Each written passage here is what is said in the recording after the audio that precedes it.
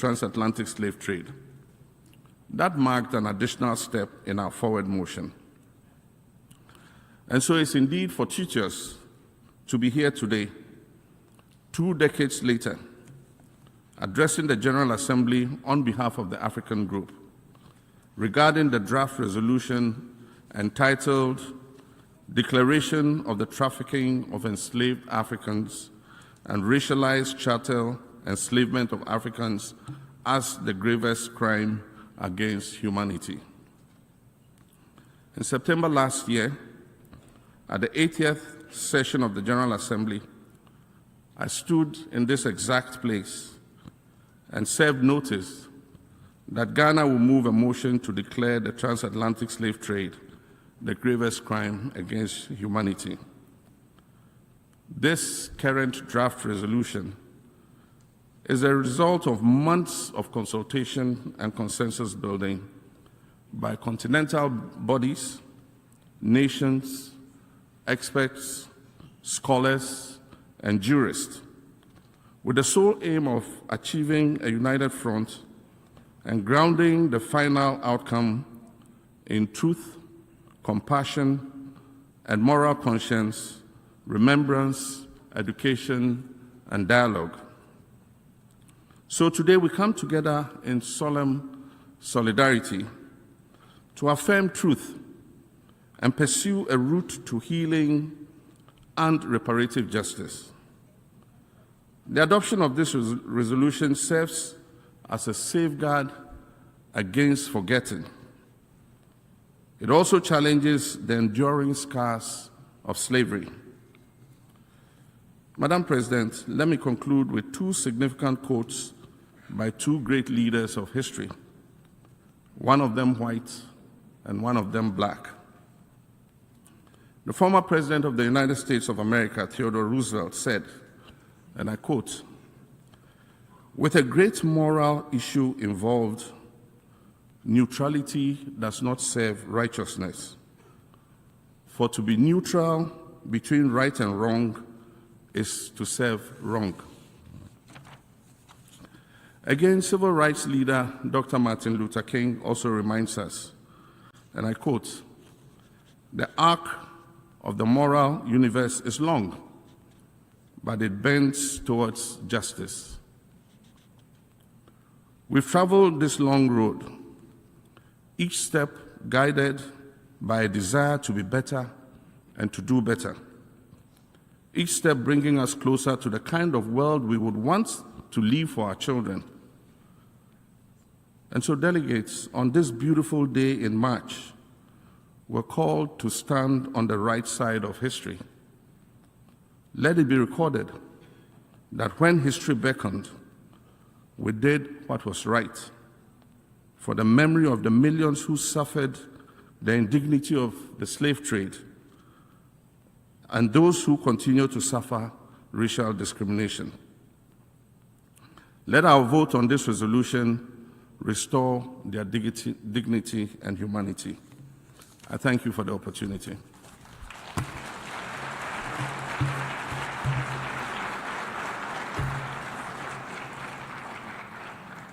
I thank the President of the Republic of Ghana on behalf of the African states. I give the floor to the distinguished representative of Lebanon, who will speak on behalf of the Asia-Pacific states.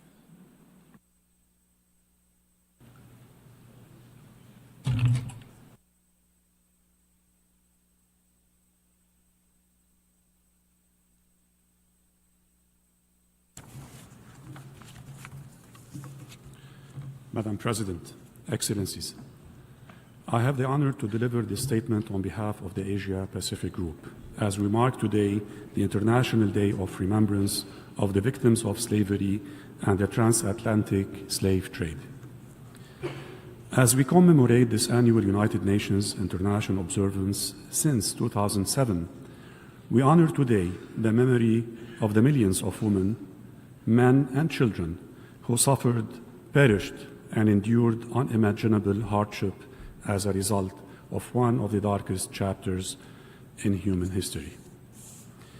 Madam President, the transatlantic slave trade was not only a grave injustice that deprived countless individuals of their freedom, dignity, and humanity, but it also left enduring legacies of inequality, racism, and discrimination that continue to affect societies across the world. Remembering this history is essential, not only to pay tribute to the victims and the resilience of their descendants, but also to confront the lasting consequences of this tragedy with honesty and determination. This day reminds us of our shared responsibility to preserve the truth of history, to promote education and awareness, and to stand firmly against racism, racial discrimination, xenophobia, and related intolerance in all their forms. Madam President, the fight against slavery is not only a legal or political obligation. It is a moral imperative. As we pay tribute to the memory of those who suffered from slavery,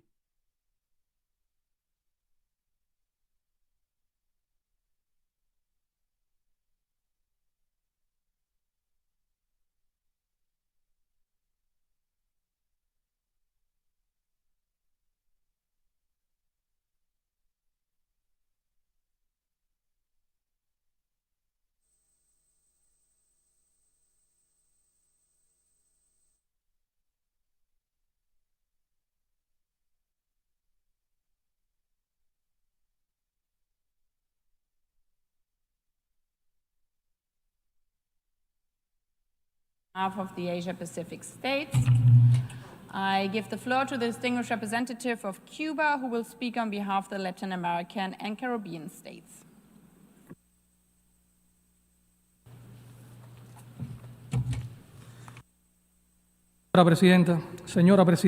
Madam President, Your Excellencies, distinguished delegates, friends, I have the honor to deliver this statement on behalf of the Group of Latin American and Caribbean States, GRULAC. We express our deepest appreciation to the President of the General Assembly, Her Excellency Annalena Baerbock, for convening this commemorative plenary meeting, as well as to the Secretary General, His Excellency Antonio Guterres, for his remarks.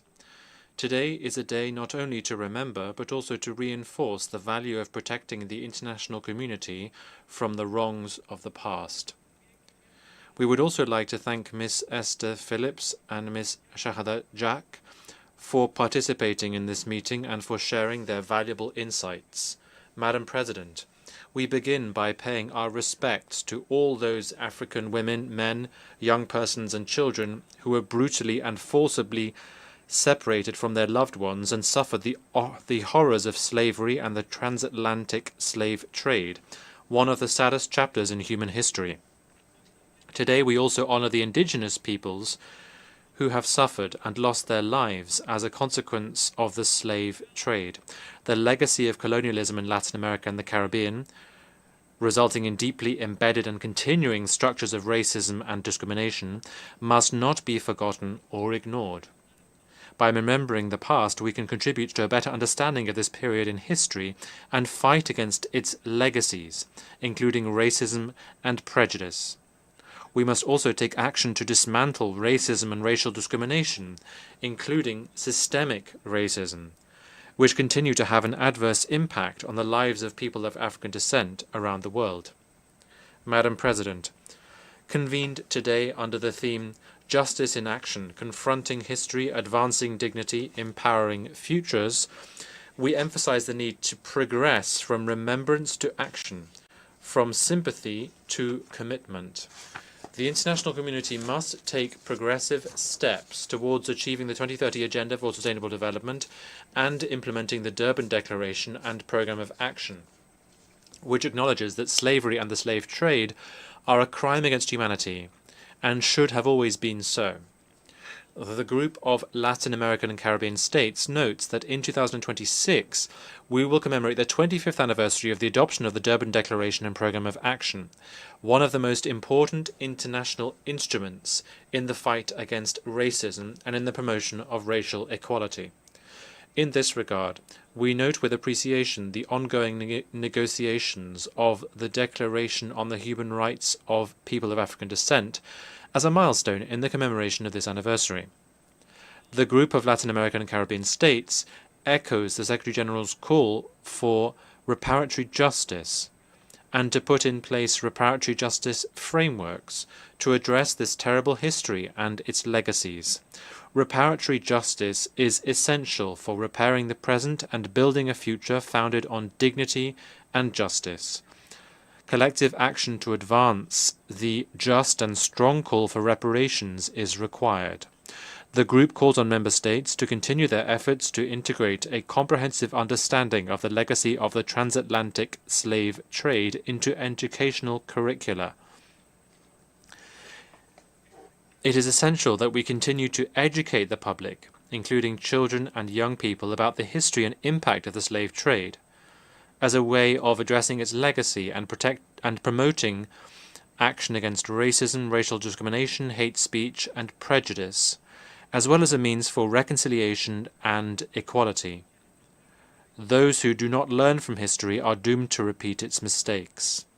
Madam President, today it is imperative that we recognize the legacies of slavery and the fact that slavery and slavery-like practices still persist in the form of structural racism, racial inequalities, underdevelopment, marginalization, and socio-economic disparities affecting Africans and people of African descent throughout the world.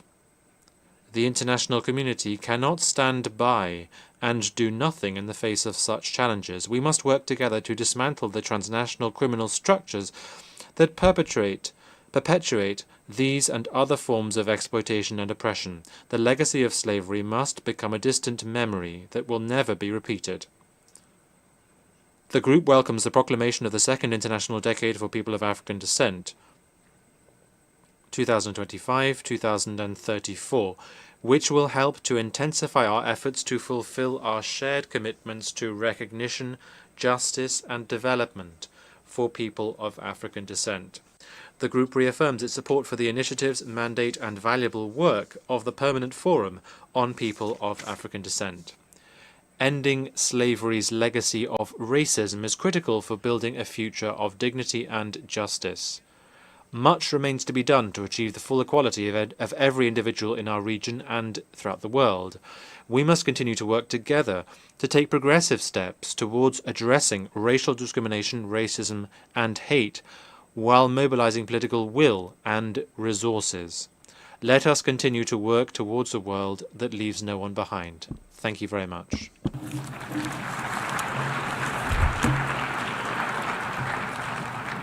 I thank the distinguished representative of Cuba, speaking on behalf of the Latin American and Caribbean states. I give the floor to the distinguished representative of the United Kingdom, who will speak on behalf of the Western European and other states.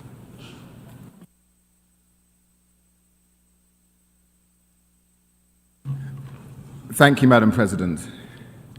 Excellencies, I have the honour to speak on behalf of members of the Western European and other states group as we mark the International Day of Remembrance of the victims of slavery and the transatlantic slave trade. Today, we remember the millions of women, men, and children who were brutally torn from their homes and pay tribute and respect to their descendants. Slavery and the transatlantic slave trade was abhorrent, an act spanning centuries and causing profound suffering. We welcome this year's theme, Justice in Action, Confronting History, Advancing Dignity, Empowering Futures, as an important lesson for us. We must never forget the history of slavery and the transatlantic slave trade, as well as its devastating consequences and long-lasting impacts. The role of education and the duty of remembrance is crucial in this respect. We must understand history to guide us to make the right choices in the future.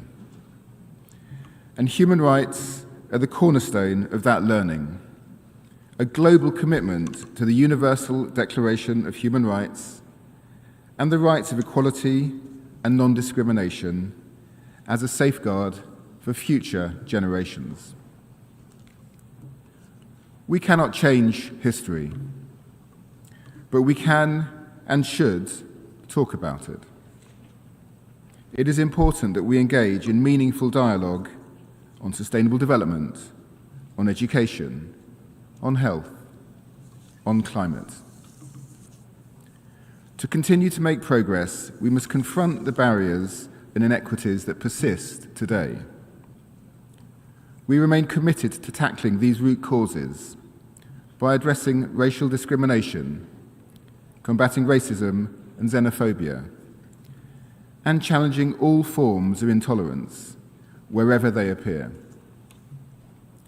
We recognise the establishment of a second international decade for people of African descent and the important work of the Permanent Forum in promoting and protecting human rights. We reaffirm our commitment to fully implement the International Convention on the Elimination of all forms of racial discrimination.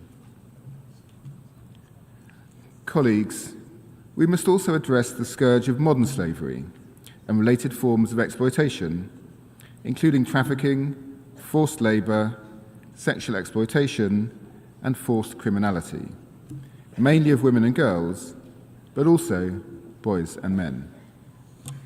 Modern slavery has increased and forms of exploitation continue to evolve, including trafficking for forced criminality into online scam operations. We welcome the political declaration agreed at the 4th high-level appraisal of the Global Plan of Action to combat trafficking in persons, which reaffirms commitments to tackle these challenges. We underscore our commitment to prevention efforts to reduce the vulnerability of those at risk of trafficking and exploitation, and to ensure that victims and survivors are provided with the support they need to begin rebuilding their lives. Madam President, while we cannot rewrite the past, we can choose how it guides us and strengthens our resolve to build a more just and inclusive future. Acknowledging the harm endured is a step toward healing and a commitment to ensuring such injustices are neither forgotten nor repeated. I thank you.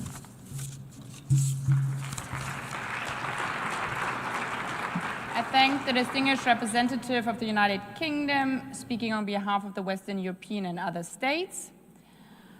I would like to inform the Assembly, as I said before, that we have received requests from additional member states to speak in this commemorative meeting, yet the speaking list has been closed. As the next speaker, I give the floor to His Excellency Khalilur Rahman, Minister for Foreign Affairs of Bangladesh.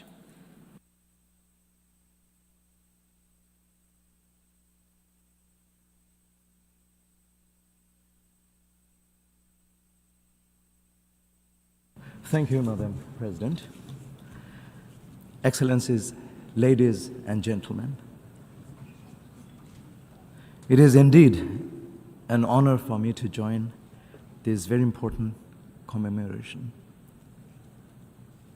At the outset, let me pay tribute to the millions of victims of slavery and the transatlantic slave trade, which remains a permanent scar on humanity, our common consciousness, and a stark reminder of moral degradation beyond comprehension.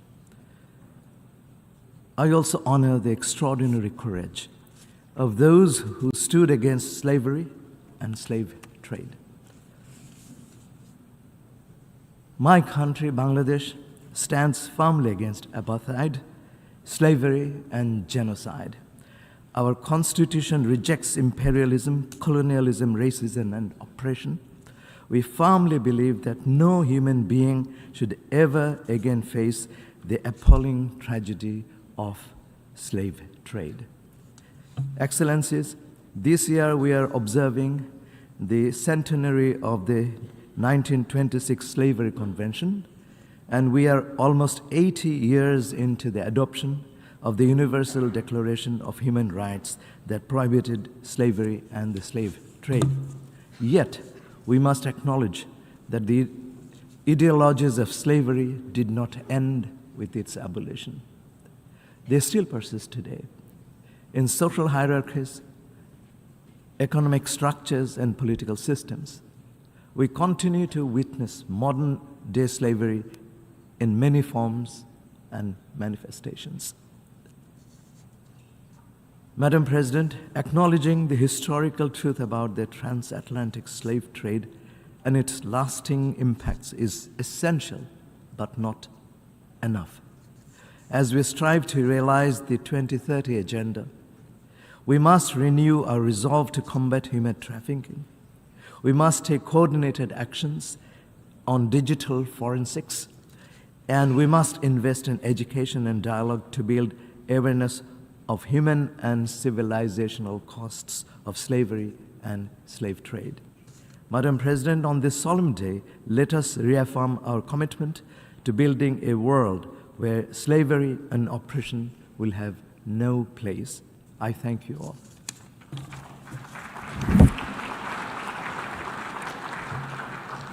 I thank the distinguished representative and Minister for Foreign Affairs of Bangladesh. I now give the floor to the next speaker, Trinidad and Tobago, on behalf of the Caribbean community.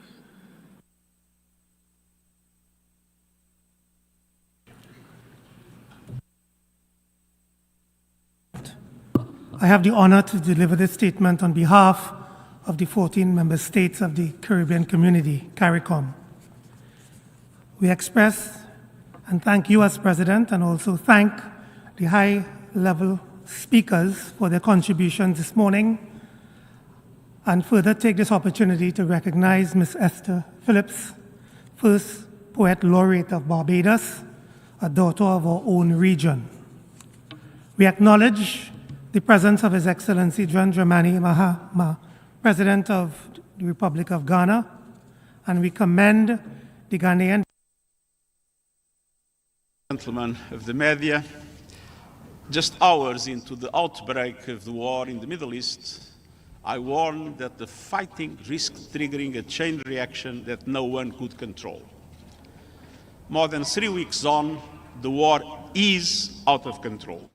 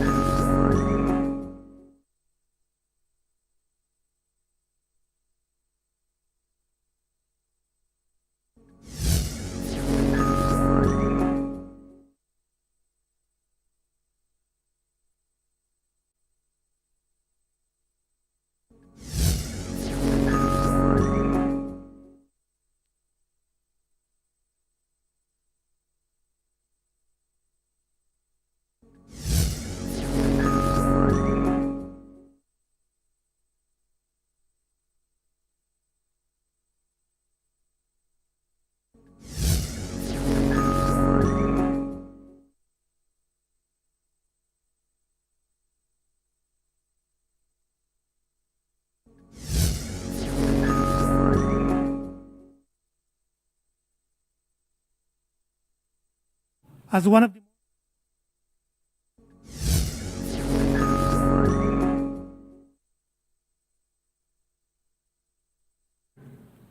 This year, as we commemorate the 25th anniversary of the Durban Declaration and Programme of Action, we do so in acknowledgement of the persistent challenges we face in eradicating racism and racial discrimination across the globe.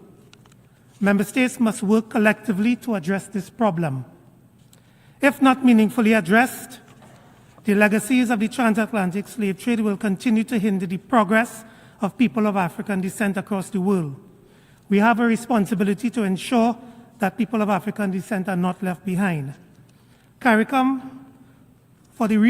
calls for the repatriated justice is firmly grounded in the region's 10-point plan of reparatory justice, which elaborates a pathway to securing justice for victims of crimes against humanity, the atrocities and exploitation of colonialism, and the enduring legacies thereof. CARICOM also welcomes the convening of the 5th session of the Permanent Forum of People of African Descent to be held in Geneva in the coming month, and we encourage the active participation of member states. Madam President, as we reflect on this commemorative day, let us do so with a view to not only acknowledging the past, but to developing the necessary pathways to secure a better future for all, grounded in our resolve to create a more fair, equal, and just world for current and future generations. I thank you, Chair. I thank the distinguished representative of Trinidad and Tobago on behalf of the Caribbean community. I now give the floor to the distinguished representative of the European Union on behalf of the EU and its member states.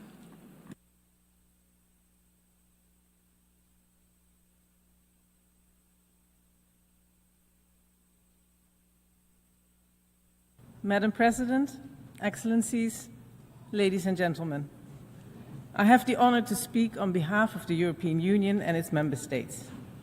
The candidate countries North Macedonia, Montenegro, Serbia, Albania, Ukraine, the Republic of Moldova, Bosnia and Herzegovina, and Georgia, as well as Armenia, Andorra, and San Marino, align themselves with this statement. Madam President, the transatlantic slave trade remains an unparalleled tragedy, which lasted over 3 centuries and involved unspeakable atrocities affecting millions of Africans. 20 years ago, the General Assembly acknowledged the unprecedented scale and duration of the atrocities of slavery and the slave trade, condemning with the strongest words these human rights violations. The EU and its member states are actively engaged across all relevant fora to make progress on this issue, and we demonstrated our commitment through concrete domestic and international action. While the wrongs of the past cannot be undone, we must learn from them and strive to redress their enduring consequences in full adherence to international law by dismantling barriers and addressing the disparities that still prevent the full and equal participation of descendants in all aspects of society. We must continue to support efforts to shed light on the history of slavery and the transatlantic slave trade, as well as their causes, devastating consequences, and long-lasting impacts. We also acknowledge that more must be done to take into account the consequences of the transatlantic slave trade.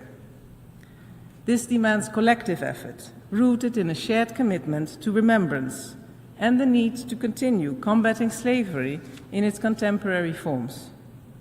The EU and its member states remain open to every meaningful opportunity that fosters consensus and unity on this important matter.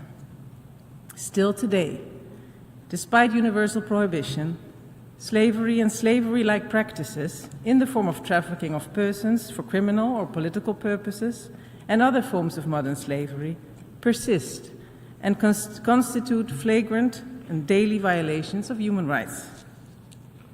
The EU is firmly committed to eradicating these abhorrent practices and actively works to eradicate slavery in all its forms through both legal frameworks and policies. The EU's Charter of Fundamental Rights enshrines the right to human dignity with the prohibition of slavery, forced labor, and trafficking in human beings. The EU regulation on prohibiting products made with forced labor reinforces this stance, enabling us to remove such goods from our single market, whether they are produced domestically or imported. Additionally, we actively support the International Labour Organization's fundamental conventions on forced labor, which are integrated into many of our trade instruments. In parallel, the European Union supports the international fight against racism and racial discrimination in all their forms, and is committed to the full implementation of the International Convention on the Elimination of All Forms of Racial Discrimination. We will continue implementing global initiatives such as the Durban Declaration and Programme of Action, which marks its 25th anniversary this year. And just last week, like every year, the EU convened an anti-racism conference that brought together policymakers, civil society, and independent equality bodies to exchange best practices. Madam President, the European Union and its member states reaffirm their commitment to eliminating all forms of modern slavery and building a just and equal society for all, where dignity and human rights are respected and protected. I thank you. I thank the distinguished representative of the European Union on behalf of the EU and its member states. I now give the floor to the distinguished representative of Burkina Faso on behalf of the Confederation of States Sahel.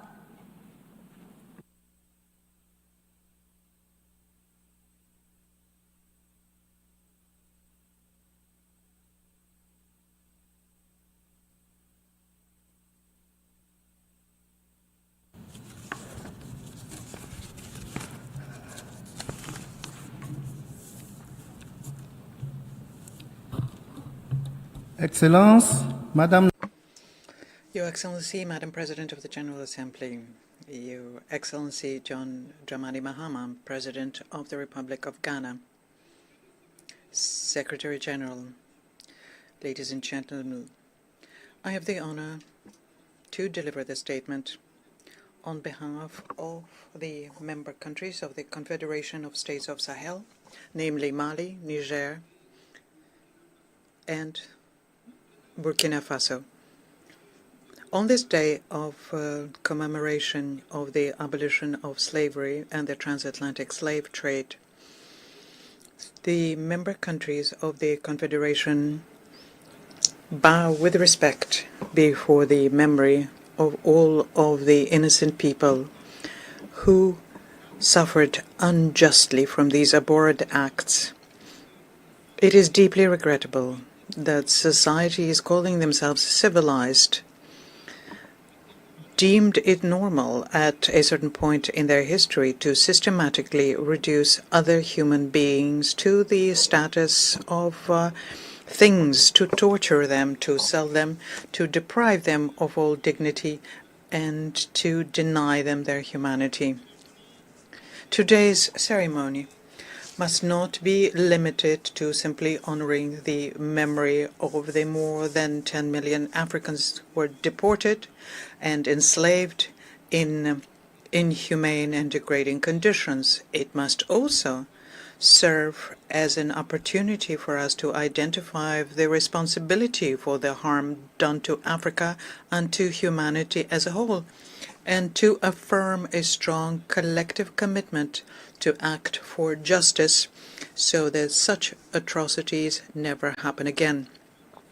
Madam President, on this subject, some states prefer silence and prefer to suffocate the truth about these macabre events.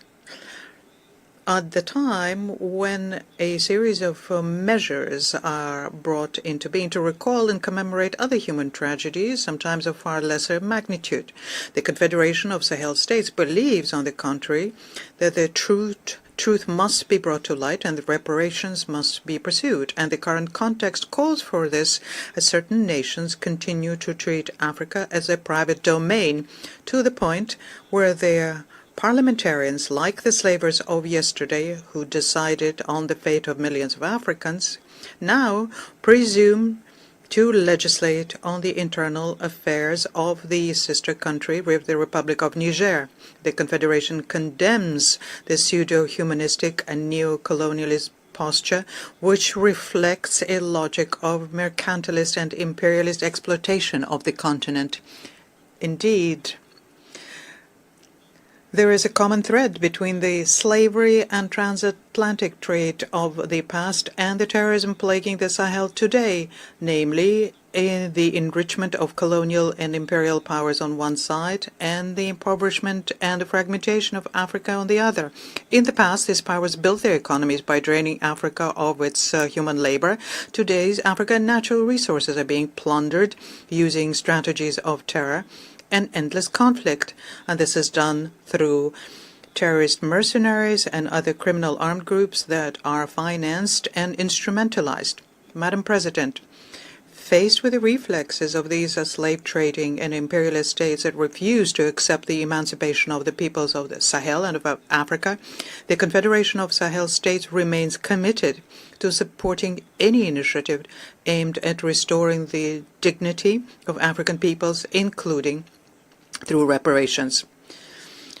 We therefore welcome and fully support the initiative of the African Union to adopt a resolution which categorizes slavery and the transatlantic slave trade as the gravest crime against humanity. We also take this opportunity to thank Ghana for so eloquently voicing the continent's position on this question, and we express our deep gratitude to His Excellency John Dramani Mahama, President of Ghana. I thank you.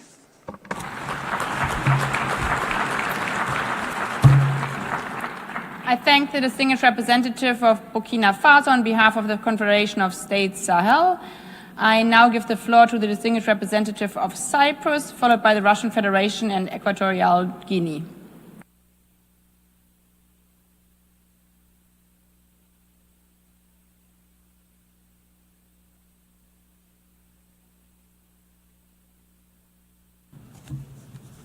Thank you, Madam President, Excellencies, ladies and gentlemen. As we mark the International Day of Remembrance of the victims of slavery and the transatlantic slave trade, Cyprus joins the international community in condemning these crimes against humanity and honouring the memory of the many millions of enslaved Africans who endured untold suffering and injustice during one of humanity's darkest chapters. For the millions of Africans who survived the abhorrent conditions of captivity before their journey and the horrific conditions of the Middle Passage, a life of degrading treatment, servitude, physical and sexual violence awaited. Slavery and the transatlantic slave trade continue to stand as one of the gravest atrocities in human history and a profound violation of human rights, stripping individuals of their freedom and of their humanity. For Cyprus, a country at the crossroads of continents and civilizations, remembrance carries a particular resonance. Our history, too, has been shaped by colonialism, division, displacement, and the denial of fundamental rights. While the transatlantic slave trade belongs to a different historical and geographical context, its legacy of dehumanization, inequality, and injustice is a reminder that respect for human dignity must never be taken for granted. This legacy can also be found in the entrenched systems of discrimination set up during slavery, but whose consequences undeniably persist to this day. Remembering this past is therefore not merely an act of tribute, it is a duty to acknowledge truth, to educate future generations, and to confront the enduring legacies of racism and exclusion wherever they arise. Madam President, on this day, we reaffirm our commitment to upholding the principles that bind us as an international community: respect for human dignity, equality, and justice. We must continue to fight against racism, racial discrimination, xenophobia, and all forms of intolerance, and to promote inclusive societies.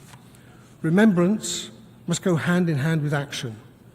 By preserving historical memory and strengthening our collective resolve, we can ensure that the suffering endured by millions is neither forgotten nor repeated.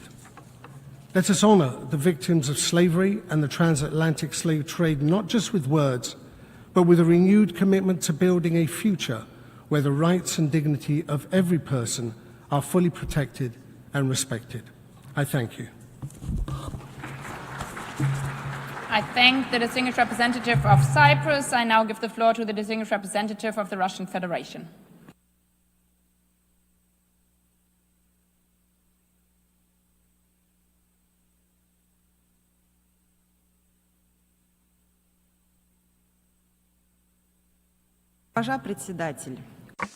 Madam President, the UN was established more than 80 years ago, and the purpose was to end the legitimacy of the racial supremacy theory and to confirm faith in the worth and dignity of a human being in the developing of friendly relations between nations on the basis of the principle of equality and self-determination.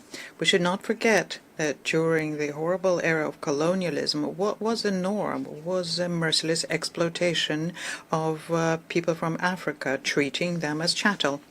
It is notable that it was the colonial policy and practice which expressed itself in slave trade, apartheid, and other forms of racism was the source and feeding ground for Nazism, which launched the most horrid world war in the history of humankind. The scope of slave trade, including the transatlantic slave trade, were so huge that it's very difficult to take them in and assess. The same applies to the burden which the era of colonial conquest placed on the development of the African continent. It was in Africa that the first genocides of the 20th century took place. Nonetheless, the subjugators to date have not apologized to these people who suffered, much less paid their material compensation for inflicting intergenerational trauma. Russia played a key role in adopting in 1960 at the UN of the Declaration on Granting Independence to Colonial Countries and Peoples, and extended every assistance to the Africans in their struggle of national liberation, creating their statehood and economy, ensuring their defense, preparing their national specialists. We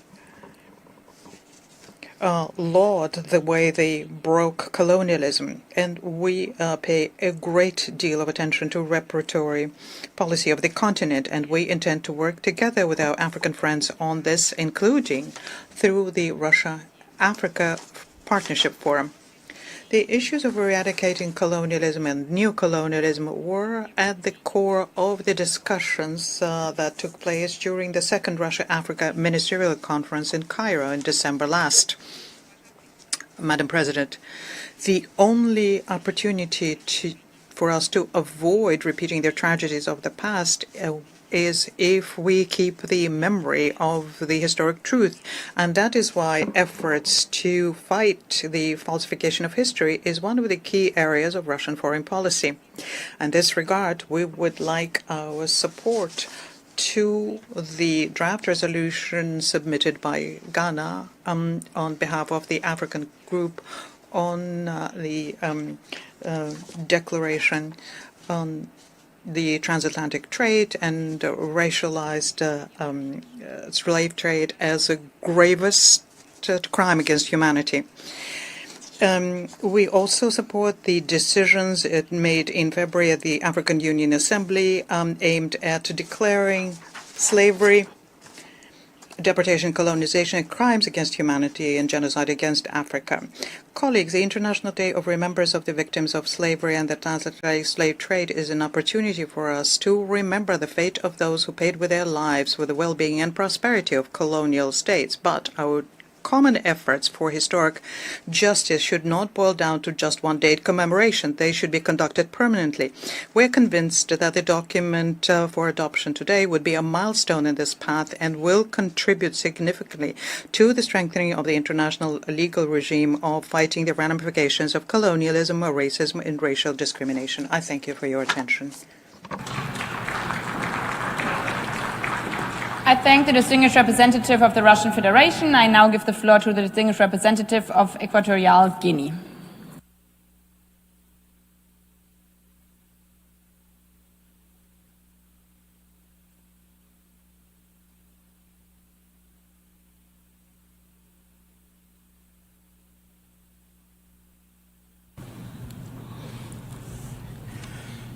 Excelentísima señora. Your Excellency, Madam Annalena Baerbock, President of the 80th session of the General Assembly. Secretary General, Your Excellencies, ladies and gentlemen,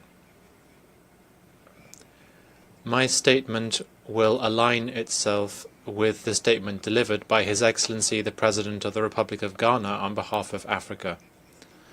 Your Excellencies,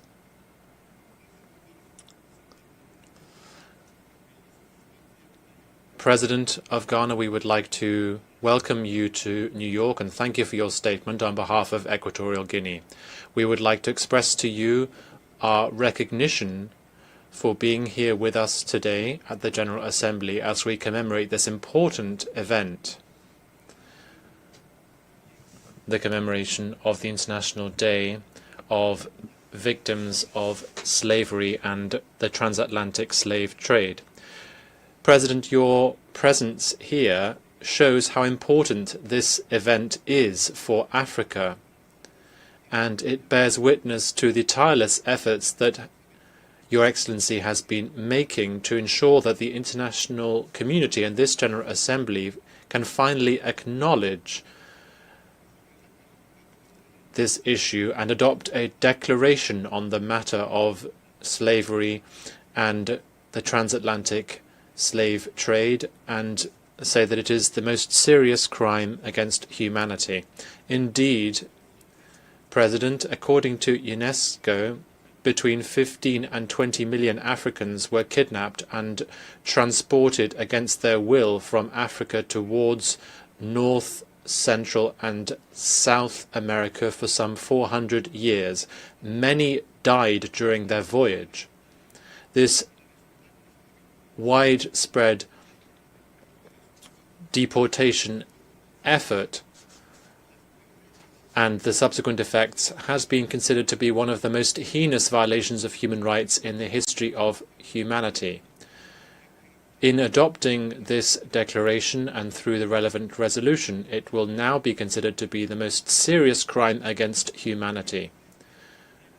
The effects of this horrendous crime can still be seen in Africa, and the legacy of this continues to have repercussions today in the lives of persons of African descent around the world. Madam President, recognizing the past and building a future of dignity and justice, the theme for this commemoration should lead us to take stock and to think about the sad, shameful legacy that was inflicted upon Africans.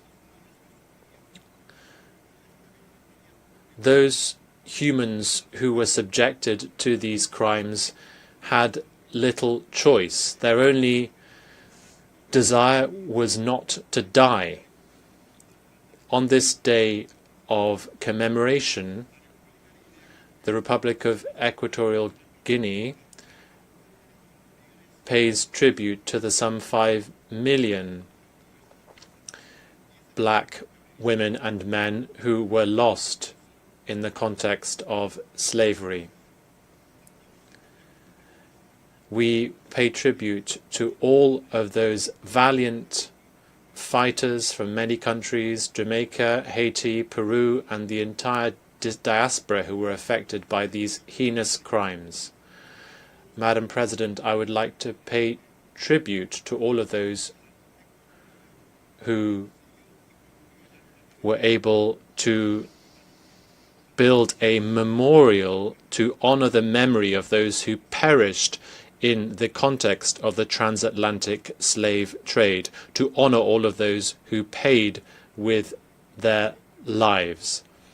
The President of Equatorial Guinea has also made a significant contribution to these memorial efforts. I conclude this statement, Madam President, by saying that we are all part of one family, one large family, which is the family of humanity. Within this family, there can be no place for discriminatory treatment against anyone. This year, as we mark the 100th year of the abolition of slavery at the League of Nations in 1926, we all need to honor the memory of those who perished. And we need to say that we must work together and say clearly, never again can we tolerate this kind of discrimination. We are all part of the same family of humanity. I thank you. I thank the distinguished representative of Equatorial Guinea. I now give the floor to the distinguished representative of Vietnam.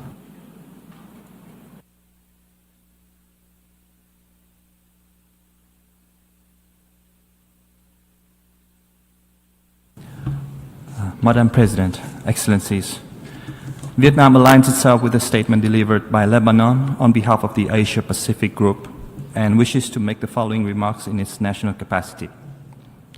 Today, we honor the memory of the millions of victims of slavery and the transatlantic slave trade, one of the darkest chapters in human history. This history is marked not only by immense suffering and injustice, but also by enduring consequences that continue to resonate in various forms across societies today. We stand in solidarity with Africans and people of African descent who continue to bear the lasting impacts of this tragic legacy. In Vietnam, earlier chapters of our own history were also marked by profound suffering, loss, and the denial of fundamental rights under brutal colonialism. While each nation's experience is unique, many of us share a common understanding of the importance of preserving historical memory and upholding human dignity. As former United Nations Secretary General Kofi Annan once reminded us, I quote, "We may have different religions, different languages, different colored skin, but we all belong to one human race." End of quote. This simple yet powerful truth calls upon us to act with empathy, solidarity, and a shared sense of responsibility. To truly honor the past, we must confront it with honesty, humility, learn from it, and translate remembrance into meaningful action. Justice is not only about reckoning with history, it is about the choices we make today. To that end, we must uphold international human rights framework, including the Universal Declaration of Human Rights and the International Convention on the Elimination of All Forms of Racial Discrimination. We must also invest in education, promote dialogue and cooperation, and address the lasting consequences of slavery and the slave trade, including through resolute efforts to combat racism and discrimination in all its forms. Honoring the past must guide us towards a more just and inclusive future for all, where dignity is protected, equality is realized, and such tragedies are never repeated. I thank you.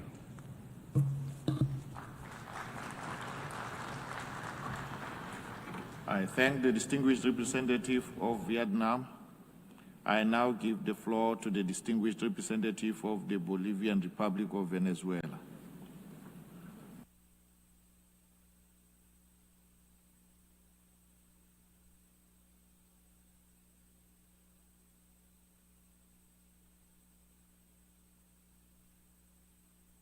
Gracias, señor presidente. Thank you, President.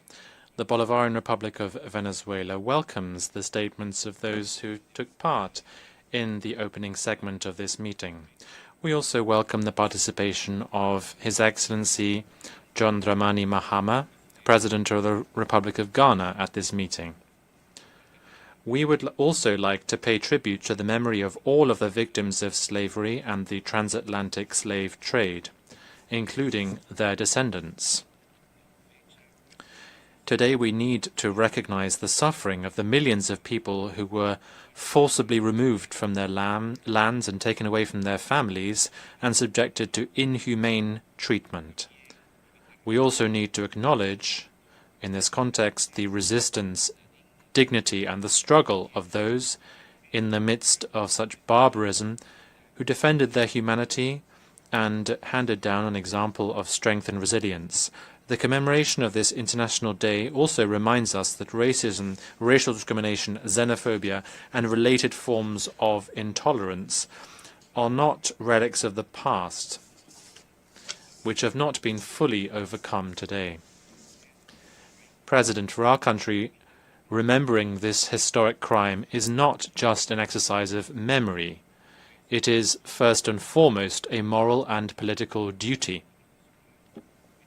Nationally, Venezuela has promoted initiatives such as the establishment of a presidential commission for historic truth, justice, and reparation on the issue of colonial domination and its consequences.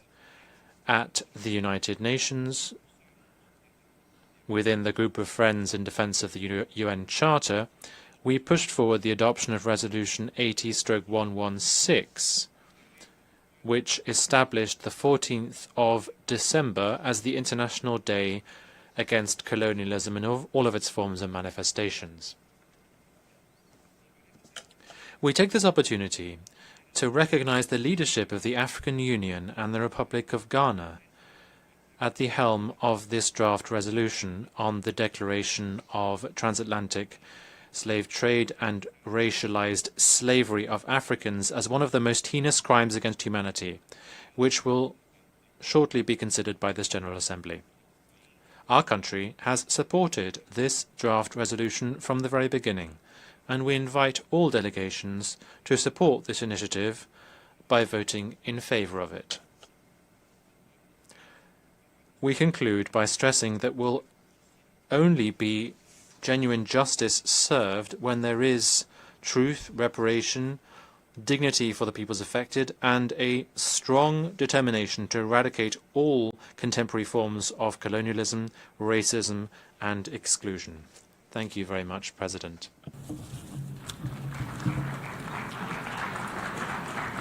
I thank the distinguished representative of the Bolivarian Republic of Venezuela.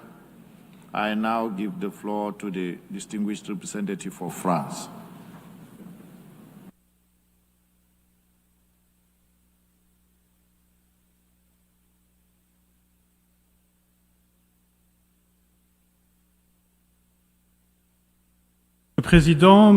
President, ladies and gentlemen, distinguished colleagues, I quote, recognizing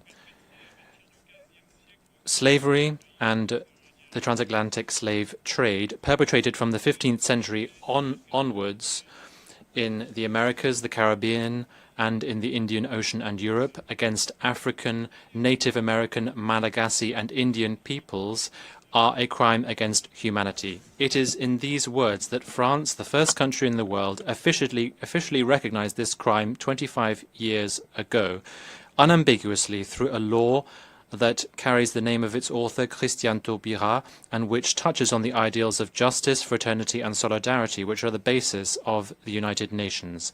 The abomination of slavery affected tens of millions of men, women, and children for centuries, riding roughshod over their human rights and denying dignity. We commemorate with you the memory of the victims of this barbarism and the memory of those who fought it, the memory of those who worked to see it abolished. In the sinister litany of crimes that humanity has afflicted on itself, the Shoah, apartheid, ethnic cleansing, and mass murders, yes, slavery and the slave trade should be recognized for what they were, an abomination. Recognizing the truth of history and the duty of memory is what we need to do here at the UN. In order for the memory of slavery and the slave trade to be better understood and better known, we must support the work of historians. We must counter denialism and the fake news on social media, which is the new cancer of our time. France is fully committed to do this by working also with our overseas territories and with the African diasporas and our African partners. In 2019, we set up a foundation for the memory of slavery, and we will shortly be inaugurating in Paris the National Memory for Victims of Slavery at the very place where the Universal Declaration of Human Rights was adopted. We are setting up binational commissions of historians who are responsible for looking into our common past, for instance, with Haiti. We will continue to support the work in this regard of the UN, such as the UNESCO Network of Places of History and Memory. We must redouble efforts to combat racism and modern forms of slavery, which are universal struggles. We must enforce the International Convention on the Elimination of All Forms of Racial Discrimination, and we must continue this struggle even in the digital domain where hate speech can flourish. At a time when forced labor, domestic slavery, sexual exploitation, and migrant trafficking are rife, we need to ensure respect for the relevant ILO conventions and the UN Convention on transnational organized crime. France supports the drafting of an international convention in this domain. President, the duty of civilization means that we must unashamedly combat the instincts of violence and destruction that humanity can harbor. Remembering the horrors of slavery and the slave trade is not just honoring the memory of the victims, it is also protecting the world and humanity. I thank you.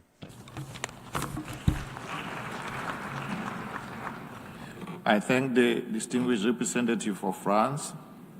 I give the floor to the distinguished representative of Ethiopia.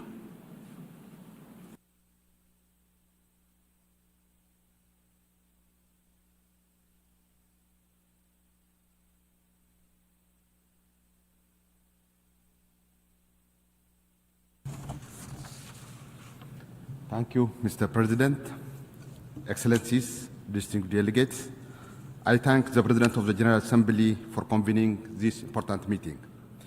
My delegation aligns itself with the statement delivered by Ghana on behalf of the Africa Group. Ethiopia joins the international community in solemn remembrance of millions of African men, women, and children who were subjected to the horrors of slavery and the transatlantic slave trade. This day stands as a reminder of the gravest crime against humanity and historical injustices. The tragedy of slavery stripped generations of their humanity. The transatlantic slave trade and colonialism represent two of history's most extensive crimes against humanity, leaving legacies that continue to adversely influence Africa's contemporary socio-economic landscape and development trajectory. Slavery, apart from its cruel extractive nature, it disrupted social systems and fundamentally reconfigured economies, governance structures, and cultural institutions across Africa and beyond. As we reflect on this painful chapter, we underscore the importance of education, truth-telling, and the preservation of historical memory. We are of the view that acknowledging this gravest crime against humanity is crucial for honoring the victims and also for compensating with reparation for the atrocities committed. Addressing the structural and historical roots of inequality, including the socio-economic consequences that continue to affect people of Africa and African descent particularly, is important. Commemoration, therefore, must go beyond retrospective remembrance. It must serve as a call to confront the living consequences with courage. In the same vein, Ethiopia commends the leadership of Ghana on behalf of the Africa Group for successfully tabling the draft resolution declaration of the trafficking of enslaved Africans and the racialized chattel enslavement of Africans as the gravest crime against humanity. In conclusion, we pay tribute to the victims of slavery and the transatlantic slave trade, and also to those courageous abolitionists who fought to stop such atrocities. We hope this day would serve as a first step to renew our collective determination to rectifying the damage and build a world founded on the inherent dignity of all humanity. I thank you.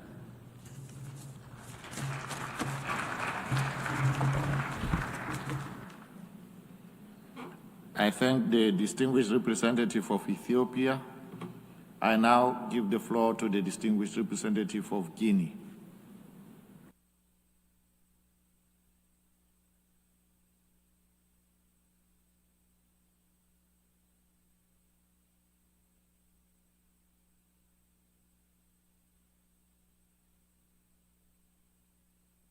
Monsieur le Président, Mr. President, Your Excellencies, ladies and gentlemen, my delegation aligns itself with the statement made on behalf of the African Group, and we extend congratulations to His Excellency Mr. John Dramani Mahama, President of the Republic of Ghana, who is an advocate for justice and reparations of Africans. We thank him for his leadership on this cause, sadly an inheritance of more than 2 billion people in the world. Enslavement and the transatlantic trade is a dark chapter of our common history, and this has spread to several continents and continues to date to deeply affect our societies. For 4 centuries, anywhere between 12 to 20 millions of Africans have their lives destroyed through an odious system which anchor the capture, deportations, or racialized enslavement at the heart of their state.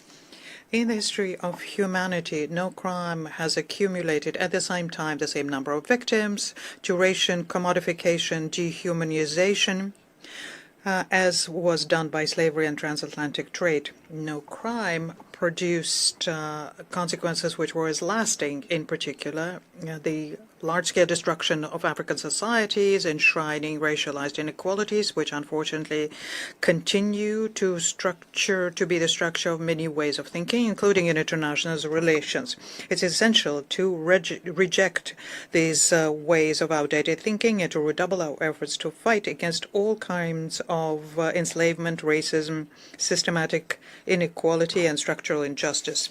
Mr. President, on this day of remembrance, it is our duty to reaffirm our collective commitment to intensify our efforts to recognize the historic truth and to undertake measures to provide reparations for crimes.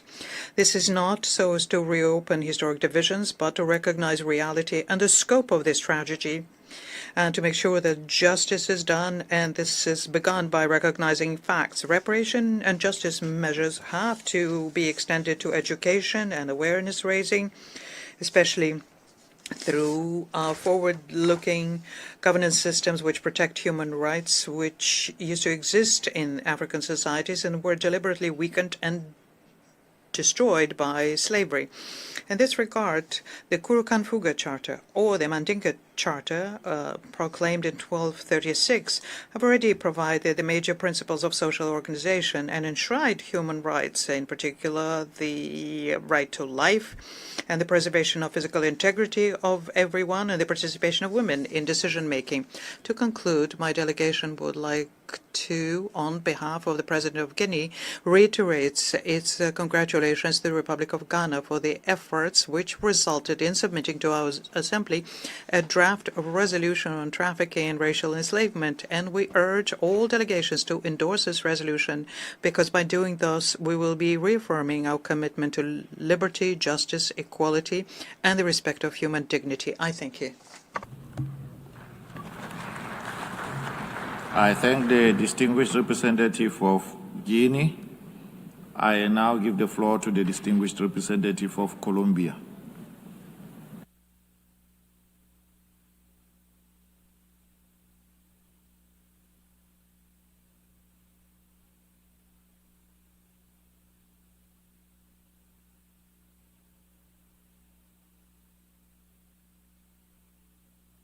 Señora Presidenta. President, Colombia thanks you for convening this plenary session commemorating the International Day to commemorate the victims of slavery and the transatlantic slave trade.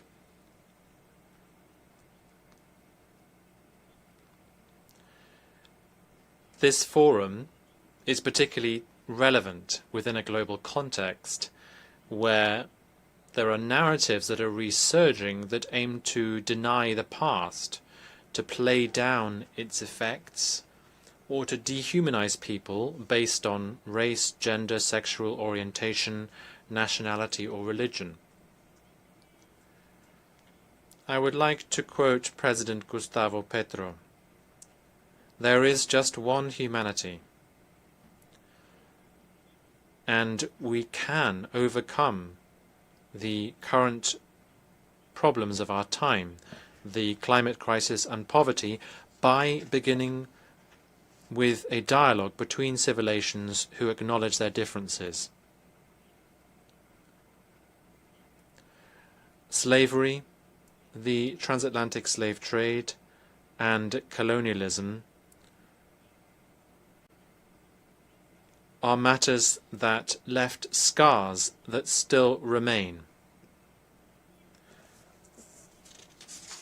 In Colombia, we are well aware of the significance of these issues. They are part of our identity, our struggles, and our commitments. Indeed, confronting history means that we must assess the past honestly to identify discriminatory structures that still persist, and we need to work together to dismantle them. In this regard, Colombia welcomes the declaration that Ghana has proposed, and we decided to support it as an expression of our commitment to historic justice and to ensure that persons of African descent can fully claim their rights. In order to advance with dignity, we need to acknowledge the ways and forms of exclusion that particularly affected indigenous peoples and persons of African descent, migrants, women, and other historically marginalized people. Recognizing these realities is an essential step to move towards public policies and international frameworks that can promote dignity, meaningful equality, and justice for everyone. In addition, empowering futures means that we need to beef up multilateral mechanisms and cooperation mechanisms to close the gaps and also to rethink how we relate with each other as regions and as peoples. With this in mind, Colombia convened the high-level forum between ECLAC and Africa that was held in Bogota, where we started a bi-regional conversation on how we can redesign our means of cooperation, trade, mobility, and knowledge. That meeting showed that in spite of our differences, we are just one humanity, and our regions can build joint solutions to achieve sustainable development, historic justice, digital equality, health, the energy transition, and can strengthen our institutions. Thank you very much.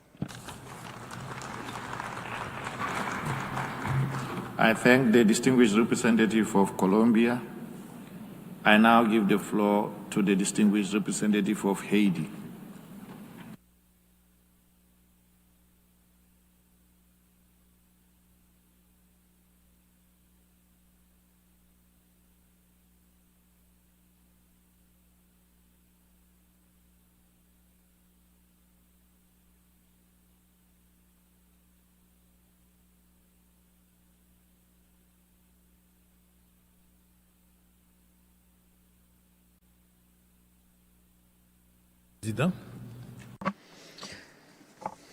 Mr. President, Your Excellencies, ambassadors, ladies and gentlemen, Haiti welcomes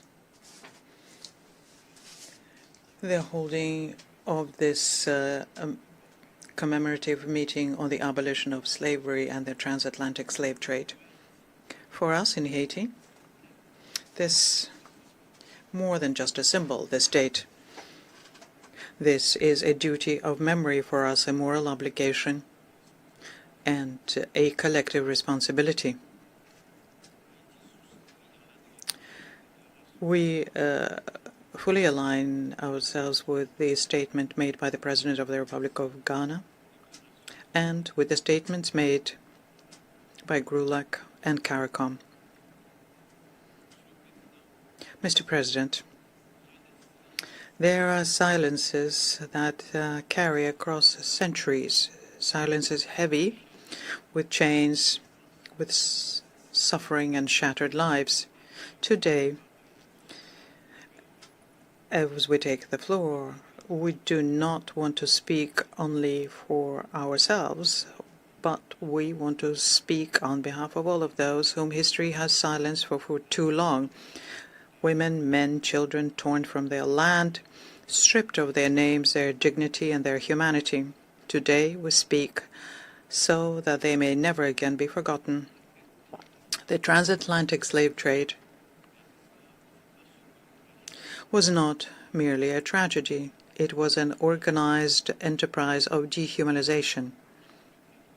For more than 4 centuries, millions of Africans were reduced to the status of merchandise. Bodies were chained, lives were just numbers, existences were denied, and yet, even in deepest darkness, human dignity never disappeared.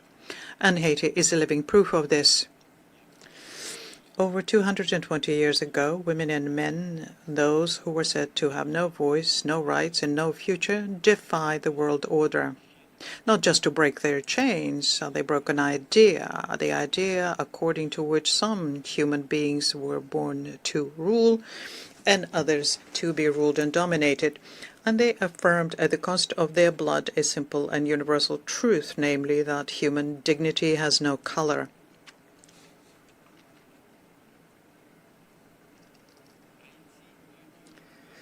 And Haiti says today very clearly that our fight against racism cannot be candid and sincere unless it's accompanied by justice. In every time a child crosses a border in fear, every time one life is deemed less worthy than another, every time history is forgotten, it's a part of the same tragedy which continues. This is a fairly simple truth, but it seems to have forgotten. Haiti was born out of rejection of slavery, rejection of racism, rejection of the denial of humanity. And today it stands before you with an unbroken conviction. The world imagined by those women and men in 1804, a world of equality and dignity, has yet to be achieved. I thank you for your attention.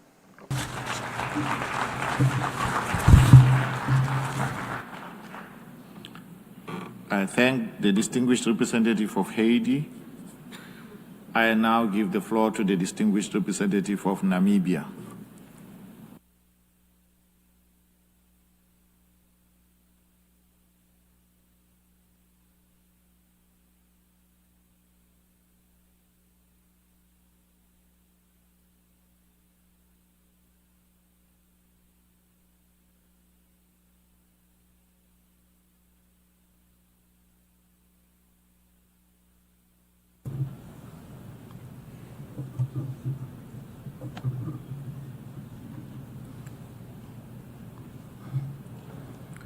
Mr. President, my delegation welcomes the convening of this commemorative meeting of the General Assembly to mark the International Day of Remembrance of the victims of slavery and transatlantic slave trade. Namibia aligns itself with the statement delivered by His Excellency John Dramani Mahama, President of the Republic of Ghana and African Union champion on advancing the cause of justice and the payment of reparations to Africans on behalf of the African states. My delegation wishes to recognize with appreciation the participation of Ms. Esther Phillips, First Poet Laureate of Barbados, and Ms. Shahada Jek, First Youth Poet Laureate of Toronto, Canada, in this commemorative meeting. Your insightful and moving words added a significant value to our discussion, and we are grateful for your contributions.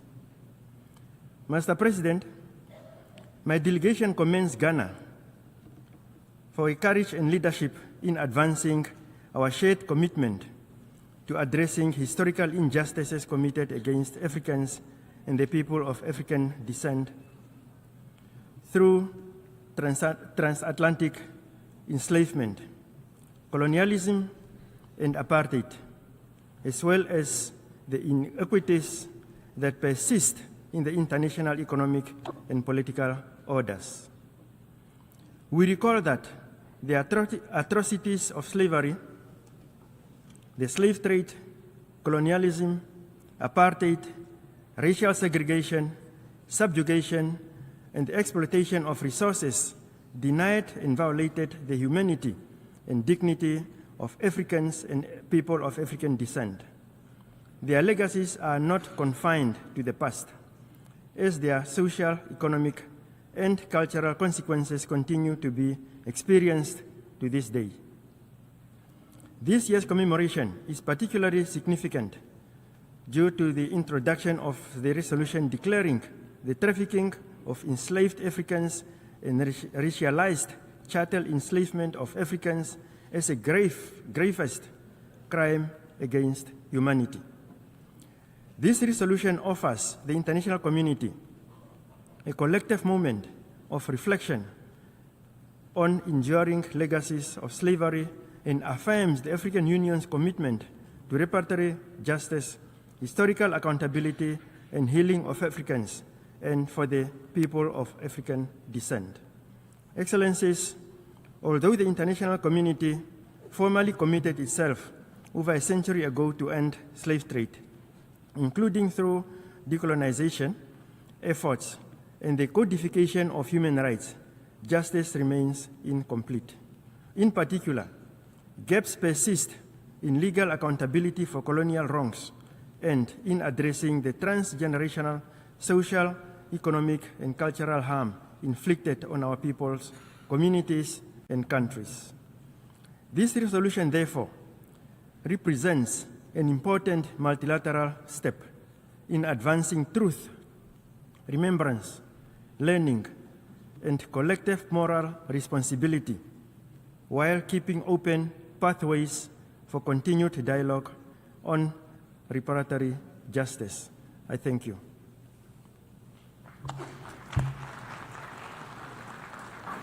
I thank the distinguished representative of Namibia.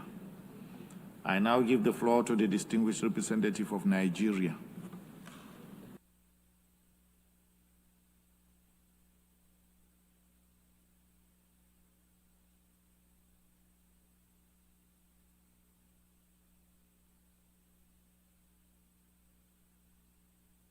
Mr. President, Excellencies, distinguished delegates, Nigeria aligns itself with the statement delivered by His Excellency John Dramani Mahama, President of the Republic of Ghana, on behalf of the African Group and for his leadership in the discourse on this important issue, and in our national capacity underscore the historic importance of this event.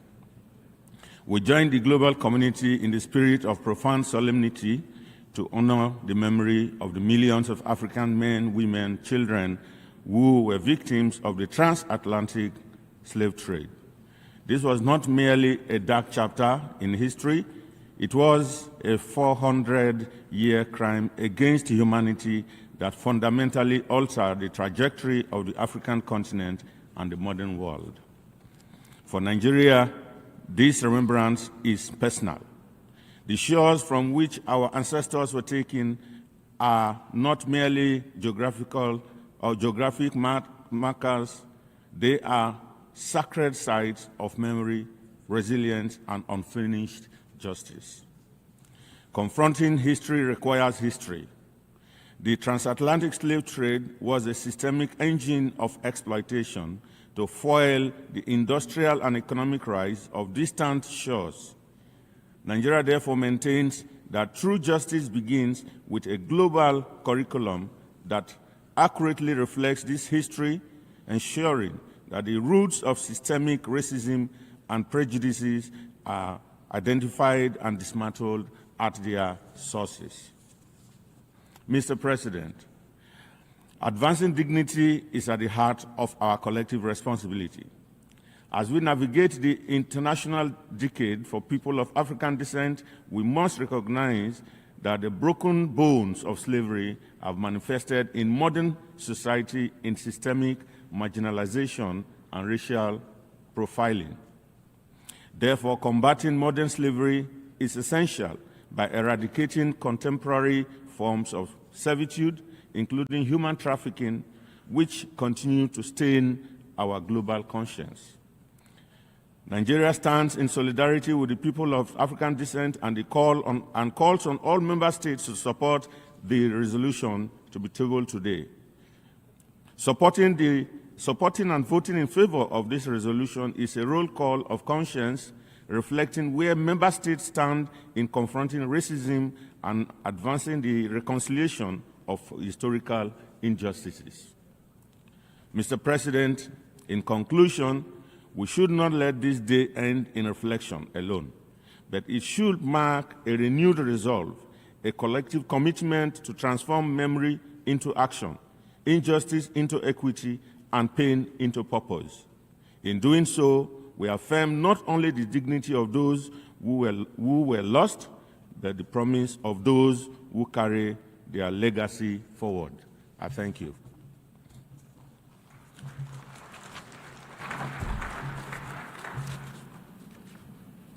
I thank the distinguished representative of Nigeria. I now give the floor to the observer of the observer state of the Holy See.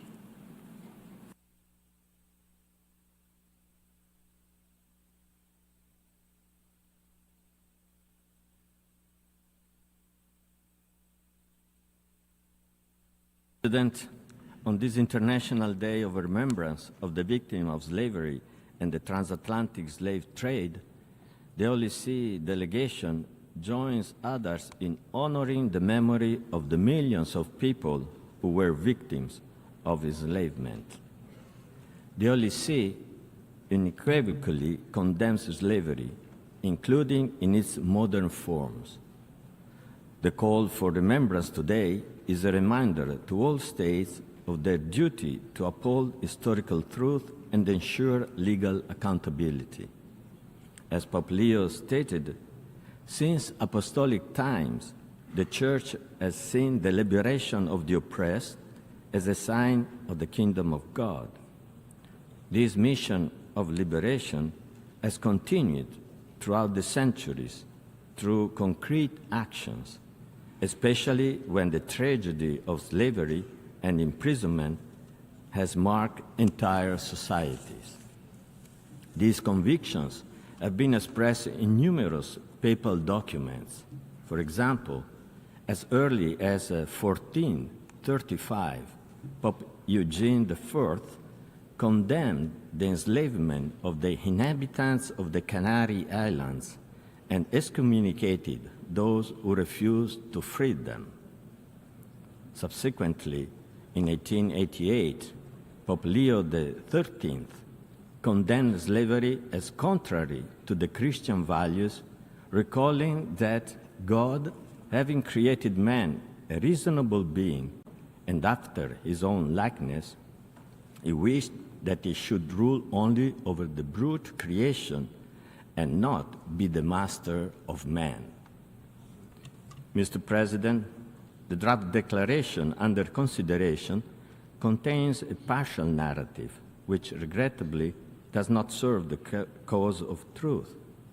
Historical memory, when based on accurate and impartial historical information, together with education and awareness raising, plays a fundamental role in preventing the recurrence of such grave scourges of humanity.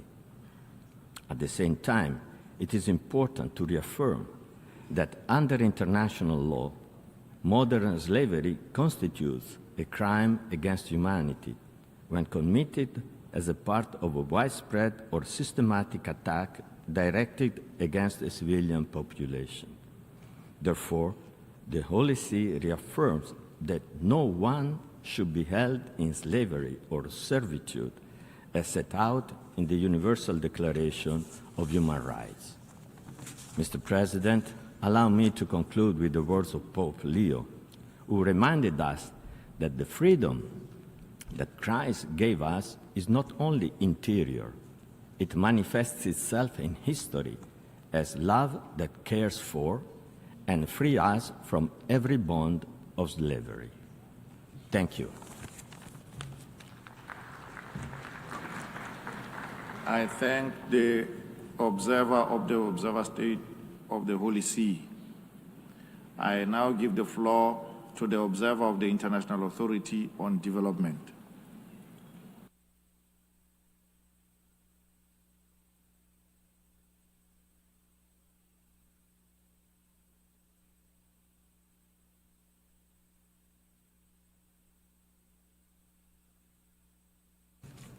Mr. Secretary General, Mr. President, Excellencies and distinguished delegates, I have the honor to deliver this statement on behalf of His Excellency Dr. Workana Gabayo, the Executive Secretary of IGAD. And I would like to confirm that my delegation aligns with the statement made by the Republic of Ghana on behalf of African states. We gather today in remembrance of a history that reshaped humanity. The transatlantic slave trade scattered families, separated generations, and disrupted the very foundation of human society. Millions were taken, communities were broken, human dignity was denied on a scale that continues to defy global realities. Its consequences did not end, they remain present. Across generations, many still live with the weight of that history through inequality, through limited opportunities, and through systems that continue to reflect those imbalances. Mr. President, although we cannot change the past, we carry full responsibility for how its consequences are addressed. That responsibility is not symbolic, it is practical, and it is immediate. Today, nearly 50 million people are living in conditions of modern-day slavery. Throughout labor, human trafficking, and exploitation that continues in different forms. This reality calls for a clarity of purpose. Human dignity must be protected, consistent, and without exception. Excellencies, Africa's history reflects both of suffering and strength. From the shores where millions were taken, to moments like Adwa, where dignity was defended with determination, our one principle remains constant. Dignity endures, and it demands recognition. Mr. President, the theme before us, justice in action, confronting history, advancing dignity, empowering future, calls for a steady and deliberated progress. It calls for implementation. It calls for partnership. It calls for accountability. As the Executive Secretary of IGAD has emphasized, justice gains meaning when action reflects memory. Excellencies, the United Nations provides the framework, member states provide the leadership, and together, progress becomes possible. Sustained implementation of commitment is essential, continued cooperation is necessary, and shared responsibility must remain at the center of our effort. Mr. President, this day is a day of what humanity has endured. It is also a reminder of what humanity can correct.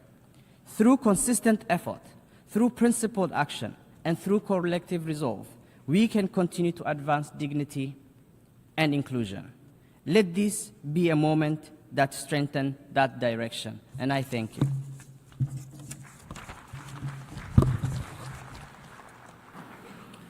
I thank the observer of the International Authority on Development. We have heard the last speaker in this commemorative meeting. The Assembly has thus concluded its commemorative meeting to mark the International Day of Remembrance of the Victims of Slavery and Transatlantic Slave Trade. Action on the draft resolution submitted under this item will take place after the collection of the ballots for the appointment of members of the board of the 10-year framework of programs on sustainable consumption and production patterns. The Assembly has thus concluded this stage of its consideration of Agenda Item 119. The Assembly will consider Sub-Item 1 of Agenda Item 115 entitled Appointment of Members of the Board of the 10-Year Framework of Programs on Sustainable Consumption and Production Patterns. Members will recall that the Assembly, by its Resolution 67/203 of 21 December 2012, decided to establish the 10-member board consisting of 2 members from each United Nations General Group, Regional Group. In its Decision 67/564 of 16 September 2013, the Assembly decided that regional groups shall be authorized to nominate new members of the board. Furthermore, by its Resolution 69/214 of 19 December 2014, the Assembly decided that the duration of subsequent terms for members of the board shall continue to be 2 years, starting on 16 September of every second year, and that the United Nations regional groups may nominate one of their existing 2 members of the board for 1 consecutive term, while ensuring that no member state is eligible to serve more than 2 consecutive terms, and taking into account the importance of ensuring continuity and rotation in the work of the board. Members will also recall that in its Decision 78/418 A of 13 August 2024, the Assembly decided that the 2-year term of the members of the board shall begin on 21 March 2024, the date of their appointment, taking into account Resolution 69/214 of 19 December 2014. The Assembly subsequently appointed members of the board for terms ending on 20 March 2026. Consequently, the Assembly needs to appoint 10 members of the board for a new term of office. Bearing in mind the provisions of Resolution 69/214 as outlined above, I propose that the new 2-year term of the members of the board shall begin on the date of their appointment. That is today, 25 March 2026. May I take it that the Assembly wishes to proceed accordingly? It is so decided. In view of the request made at the 73rd plenary meeting held on 10 March 2026, the Assembly will now proceed to this appointment by secret ballot. With regard to the candidatures, I should like to inform members of the following nominations by regional groups. For the 2 seats from among the African states, only 1 endorsed state has been communicated, namely the Republic of South Africa. For the 2 seats from among the Asia-Pacific states, only 1 state has been communicated, namely India. For the 2 seats from among the Eastern European states, two states have been communicated, namely Hungary and the Russian Federation. For the 2 seats from among the Latin American and Caribbean states, the following 2 endorsed states have been communicated, namely Barbados and Mexico. For the 2 seats from among the Western European and other states, the following 2 endorsed states have been communicated, namely Finland and Germany. Before we begin the voting process, I should like to remind members that, pursuant to Rule 88 of the Rules of Procedure of the General Assembly, no representative shall interrupt the voting except on a point of order on the actual conduct of the voting. Any announcements, including those concerning withdrawals of candidatures, should therefore be made prior to the commencement of the voting process. That is to say, before the announcement of the beginning of the voting process. In addition, Ballot papers will only be given to the delegates seated directly behind the country's nameplate. We shall now begin the voting process. Ballot papers marked A, B, C, D, and E will now be distributed, and the voting has thus begun. In accordance with Resolution 71/323 of 8 September 2017, the names of the states that have been communicated to the Secretariat at least 48 hours prior to the election today have been printed on the ballot papers for each of the regional groups. Only those candidates nominated by the regional groups are eligible for this appointment and are indicated on the ballot paper. I request representatives to use only those ballot papers that have been distributed and to put an X in the ballot boxes next to the names of states whom they wish to vote for. There shall be no write-ins. A blank ballot paper will be considered an abstention. If a ballot paper contains any notation other than votes in favor of eligible member states, those notations will be disregarded. I invite the representatives of the following states to serve as tellers and to accompany the conference officers as they collect the ballot papers: Brunei Darussalam, Ecuador, Italy, Lesotho, Montenegro, and Sweden.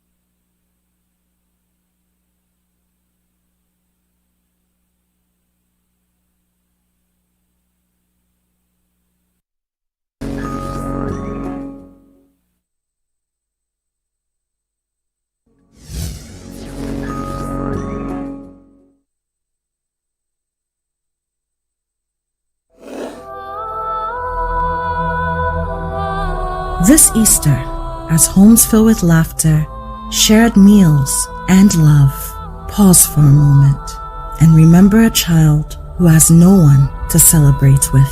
Across Ghana, children in selected orphanages are hoping for care, hoping for comfort, hoping for kindness. You can be the reason a child smiles this Easter.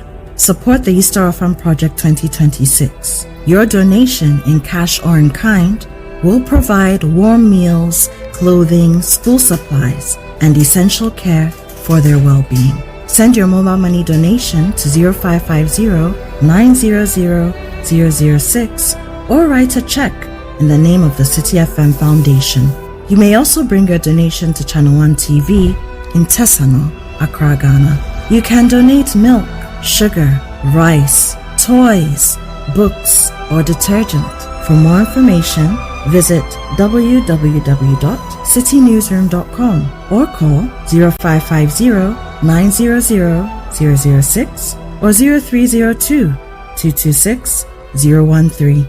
The Easter Orphan Project comes off on Monday, 6 April 2026 and is powered by 97.3 City FM with support from Channel One TV. This Easter, let your kindness light up a child's life.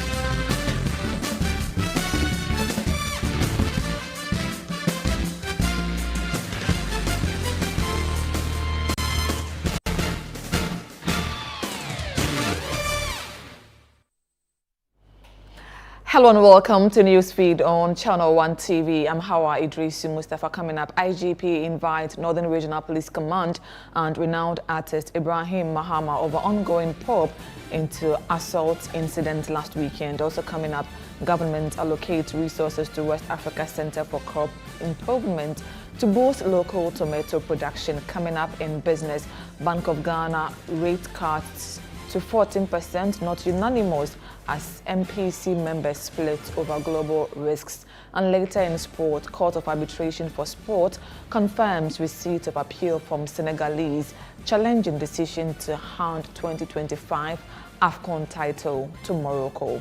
The details of our stories now. The Northern Regional Police Command and renowned artist Ibrahim Mahama have been invited by the Inspector General of Police to Accra as part of ongoing investigations into last weekend's assault incident.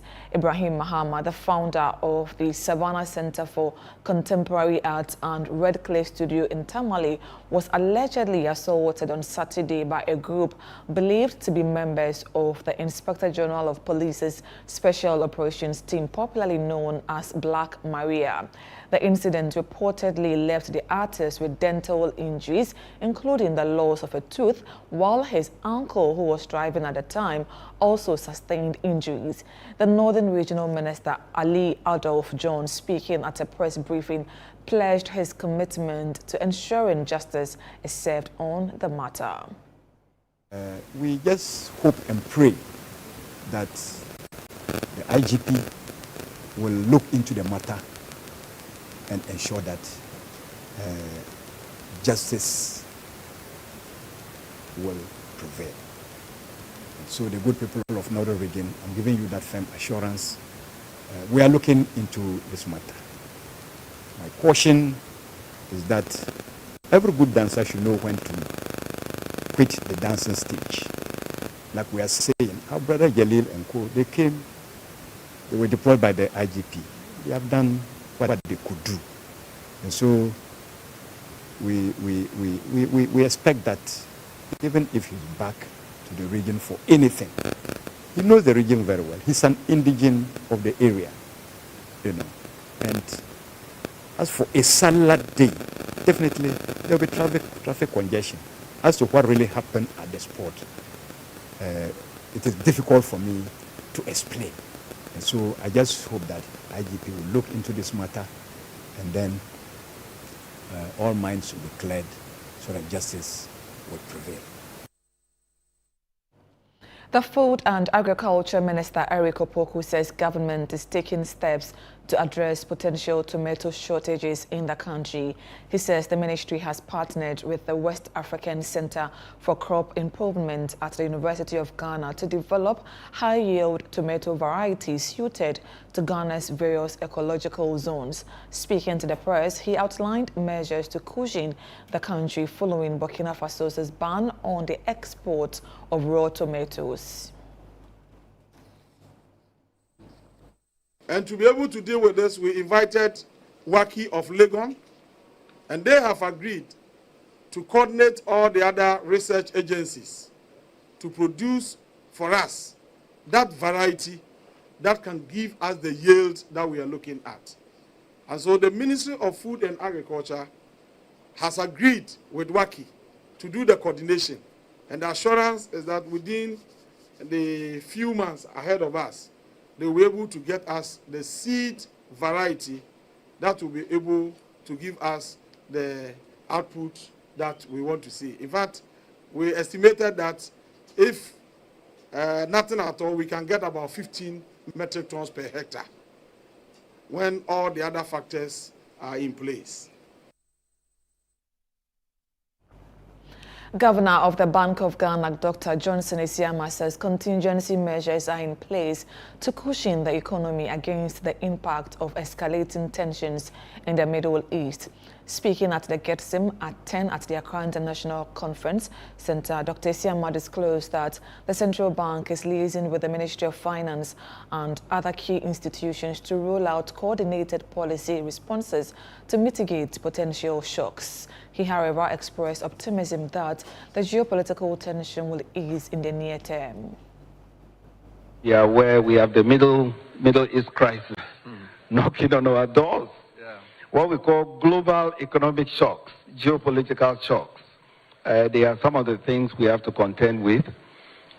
For now, our hope is that that crisis will be a short-term one, that somehow the crisis ends within a short time. If, however, it persists, then we'll have to design some different policy measures to contend with it.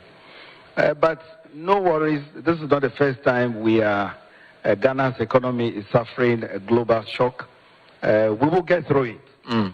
We are in contact with the Ministry of Finance and the other government agencies on what to do and at what time. So the contingency measures are in place.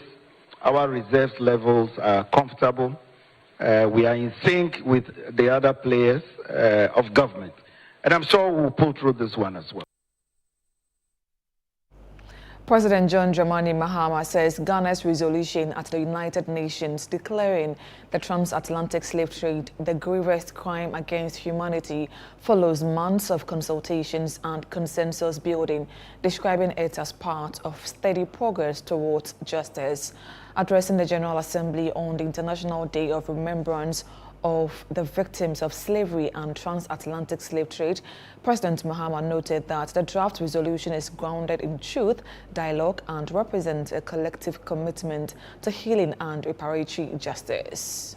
Stood in this exact place and served notice that Ghana will move a motion to declare the transatlantic slave trade the gravest crime against humanity. This current draft resolution is a result of months of consultation and consensus building by continental bodies, nations, experts, scholars, and jurists, with the sole aim of achieving a united front and grounding the final outcome in truth, compassion, and moral conscience, remembrance, education, and dialogue. So today we come together in solemn solidarity to affirm truth and pursue a route to healing and reparative justice. Meanwhile, Ghana's push for reparatory justice at the United Nations is drawing huge backing from member states as voting is underway on a resolution championed by President Mahama. Following statements and debate on the General Assembly floor, many countries, including Venezuela, Burkina Faso, France and Nigeria, have indicated support for the resolution, which seeks to recognize the transatlantic slave trade as the gravest crime against humanity and advance the global conversation on reparations. Inside the plenary, ballot boxes have been placed on the floor as member states cast their votes. We keep an eye on this voting, and as and when the voting is done, we bring you the result live here on Channel 1 TV. So please do stay with us. Let's move on to some other stories. And Deputy High Commissioner to the United Kingdom, Aquinas Kwanzaa, says the Commission is working to clear the £32 million owed UK universities under the government scholarship program. In a meeting with Ghanaian journalists under the UK Ghana Science, Technology and Innovation Media Capacity Program, the Deputy High Commissioner indicated that there are constant engagement with the students and the universities involved, but acknowledged that resolving the issue is a complex task. It's all about money. You get money to pay the arrears that we owe the schools way back from 2020 to now. So if we are able to clear, I don't think any of them will find themselves in that kind of situation anymore. We are doing what we can as a commission to get money to clear those debts. Yeah. And I think you know about how much we owe the schools. I mean, it's like a whole ministry's budget. You know, we're talking about £32 million. That is a lot. But we are trying just to make sure we clear those debts so that the children can go home. Because of that, I think since 2025, we've not been able to give any scholarship into this country. Because no school will accept you if you owe others. So we'll do everything that we can to make sure this particular program is resolved. You are still watching Newsfeed on Channel 1 TV. I'm Hawa Idrisu Mustafa. Still to come, Public Accounts Committee Chair raises concern over majority's walkout from committee sitting. We have details of that coming up shortly. Please stay with us.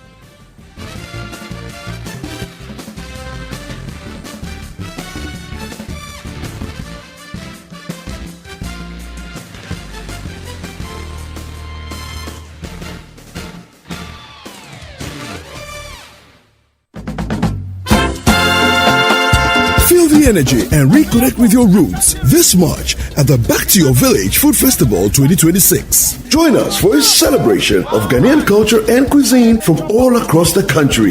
Northern, Akan, and Southern villages will all be represented. It's more than just food. It's about culture, family, and memories that last a lifetime. Let's come together this March to discover the flavors that make us who we are. The date is 28th and 29th of March 2026. Venue is the A4 Sutherland Children's Park. The time is 10 a.m. through till 6 p.m. each day. Interested vendors can register by calling 0205-973-973. The Back to Your Village Food Festival 2026 is powered by Channel 1 TV with support from 97.3 City FM and is proudly sponsored by EcoBank, Gino, Didi Sheto, Munch Biscuits, and Everpat.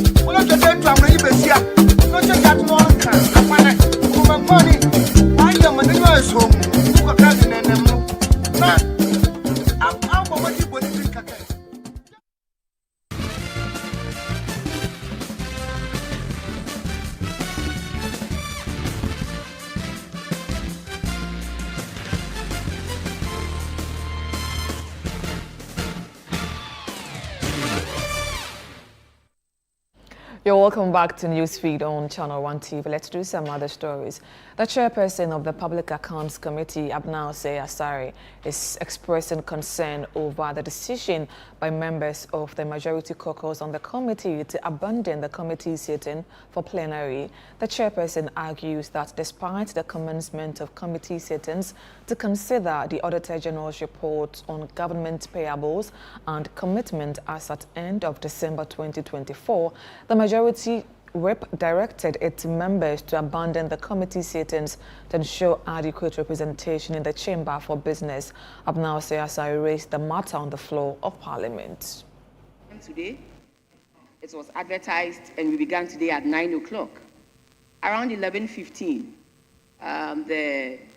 one of the whips from the majority side walked in and said, we'll have to excuse their members, without their members, because one, if we don't have an available ranking, we cannot continue with the proceedings. So today we had to halt it and ask invitees to leave and then come back at another time. So I want to seek your indulgence. What is the way forward? One, since it's been referred to us. Two, we have been given some time frame to do this. And three, we called invitees. They were all seated and waiting for their turn. So I'll need your guidance on this.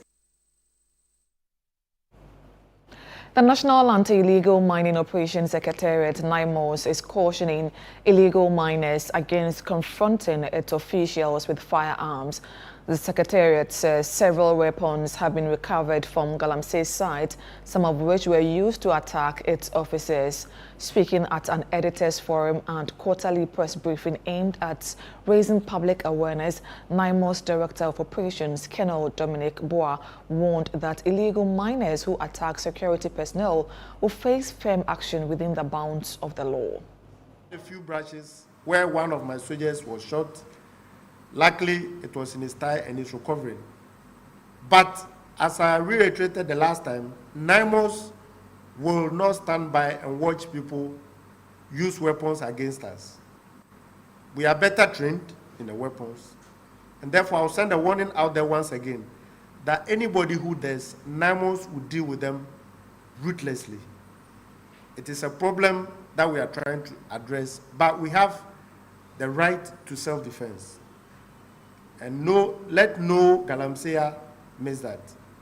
If you go to the field with weapon and you try to fire it, a lot more will be at you. Colonel Boa further added that over 200 persons have been arrested and over 3,000 excavators destroyed. The screen, 94 excavators so far seized, secured in our location. Almost 3,000 chamfans destroyed. Those ones, I don't count them. Arrest, you have 237. Majority of them are foreigners. Then you have seen strike rate of 87.7. The strike rate is the Directorate of Research. That's what they do. Anytime we move to the field and we meet one of the key parameters, the things we do, the seizures, the arrest, and the distraction, we count it as a positive. So that determines the strike rate.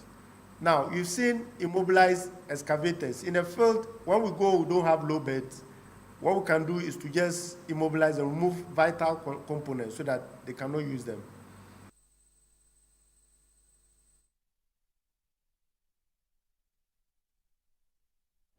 Let's take you now live to the United Nations headquarters in New York, where voting is done and the result is expected to be announced on the vote that was cast pretty a while ago. Let's go live to the UN headquarters.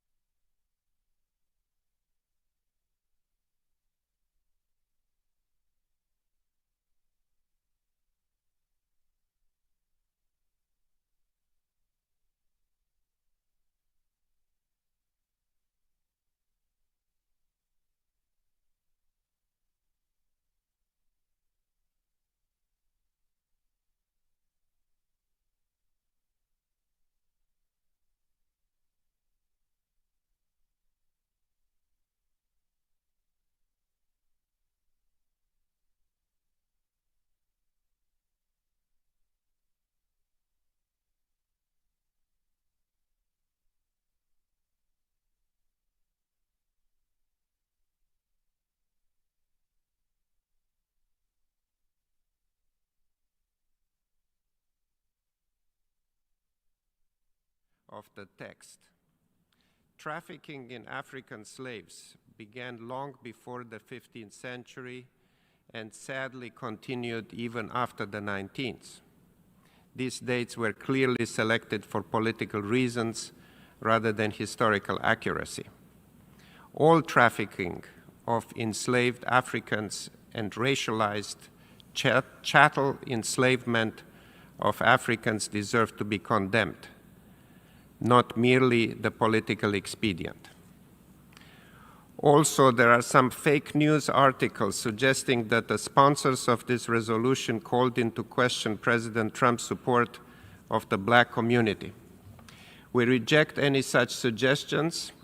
Indeed, President Trump has done more for Black Americans than any other president and enjoyed historic support from the Black community in the 2024 election. He is working tirelessly to deliver for them and make our country greater than ever. Finally, we must express our deep disappointment regarding the process that led to this text. Throughout drafting, the United States and other delegations offered constructive contributions aimed at aligning the text with the established international legal frameworks. These contributions were ignored. For these reasons, the United States will vote no on this resolution. Thank you. I thank the distinguished representative of the United States. I now give the floor to the representative of Cyprus on behalf of the European Union. Thank you, Chair. I have the honor to speak on behalf of the European Union and its member states. The candidate countries, North Macedonia, Montenegro, Albania, the Republic of Moldova, Bosnia and Herzegovina, as well as San Marino, align themselves with this statement. We welcome the African Union's initiative in advancing a dedicated resolution to one of the most heinous episodes in human history. The transatlantic slave trade remains an unparalleled tragedy, which lasted for over 3 centuries and involved unspeakable atrocities, affecting millions of Africans. It cannot and should not be forgotten. At the 7th Summit of the African Union and the European Union, last November in Angola, European and African leaders jointly recognized and profoundly regretted the untold suffering inflicted on millions of people as a result of the slave trade, colonialism, and apartheid. The EU is committed to shedding light on the history of slavery and the transatlantic slave trade, as well as their causes, consequences, and lasting impacts. It is our collective responsibility to learn from the wrongs of the past. We have to redress their enduring effects by removing barriers and tackling disparities that still hinder equal participation in society by the descendants of those affected.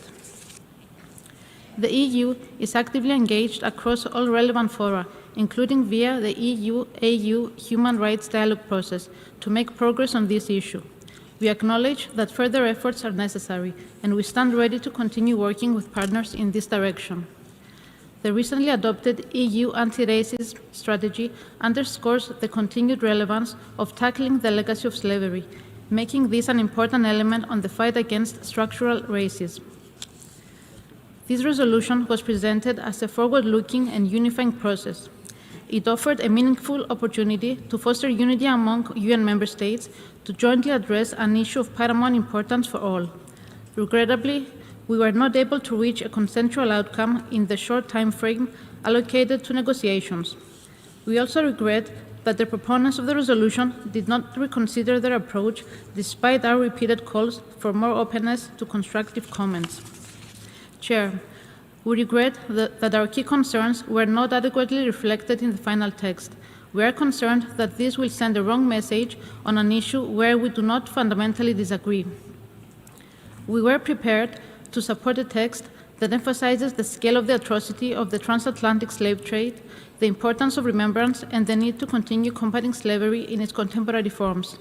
Instead, the text before us raises a number of legal and factual concerns that we cannot overlook.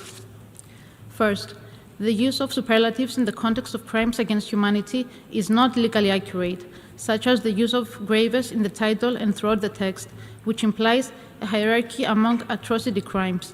when no legal hierarchy between crimes against humanity exists. It risks undermining the harm suffered by all victims of these crimes and lacks legal clarity crucial for ensuring accountability. We firmly reject introducing ambiguity in this respect. Second, the selective inclusion of lengthy historical and contentious references to regional jurisprudence and selective and unbalanced interpretation of historical events, such as in preambular paragraphs 21 and 23, is at odds with accepted UN practice as well as the stated universal and forward-looking objective of this initiative. It risks creating divisions when unity is both necessary and achievable. The role of the General Assembly is not to substitute itself to the academic debate amongst historians. Third, we are also concerned by certain legal references and assertions that are either inaccurate or inconsistent with international law. This includes suggestions of a retroactive application of international rules which were non-existent at the time and claims for reparations, which is incompatible with established principles of international law. The principle of non-retroactivity, a fundamental cornerstone of the international legal order, must be strictly upheld. References to claims for reparations also lack a sound legal basis. Any framework for reparatory justice must be grounded in existing multilateral instruments. For these reasons, the Member States of the European Union regret that they are not in a position to support Resolution A/80/L48. Repeating our strongest condemnation of the slave trade and reaffirming our genuine commitment that we have demonstrated through concrete domestic and international action, we are compelled to abstain, solely out of profound respect for the subject matter and its complexities. This abstention should not be interpreted as leniency towards these apparent practices, nor in any case as acceptance of or acquiescence to the legal formulations in the text.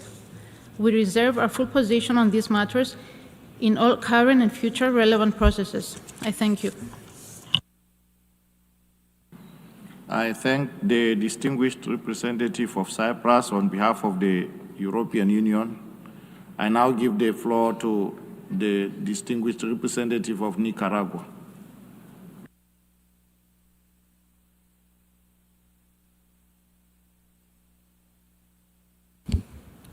Señor Presidente.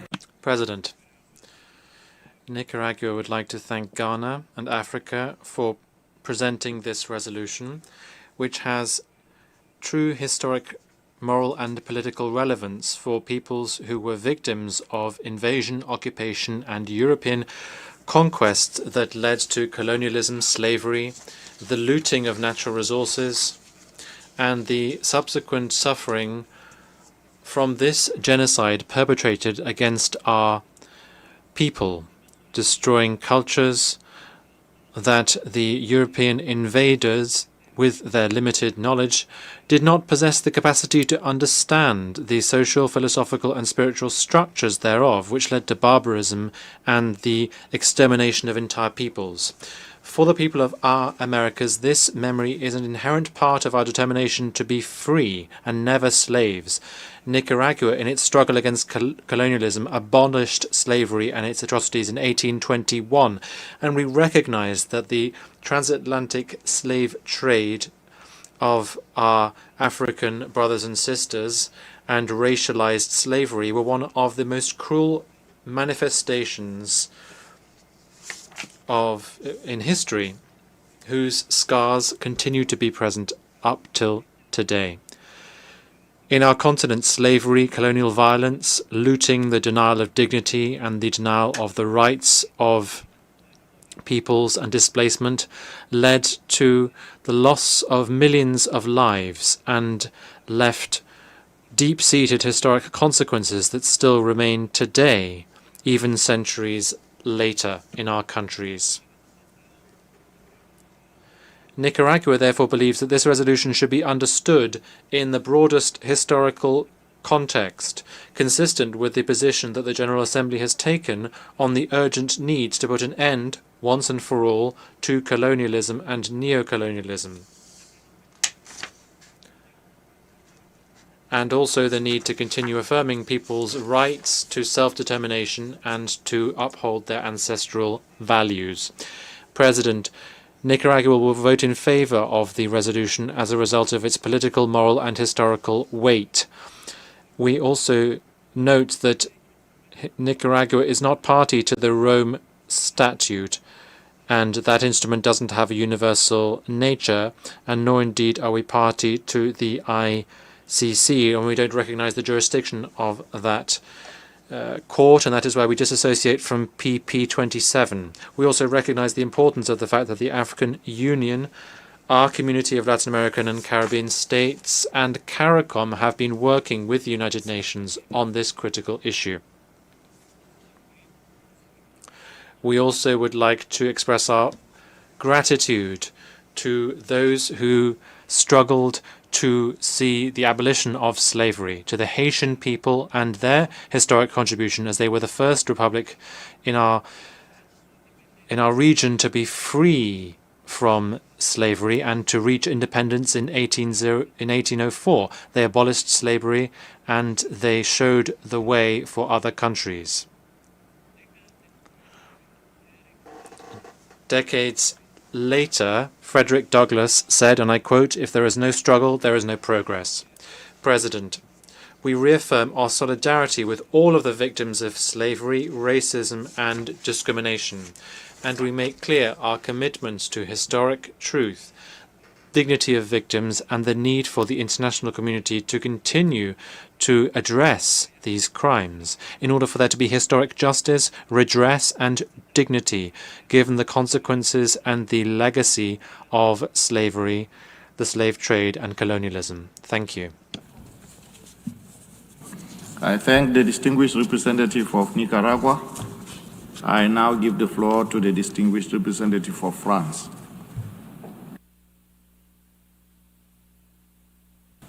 Merci, Monsieur. Thank you, Mr. President.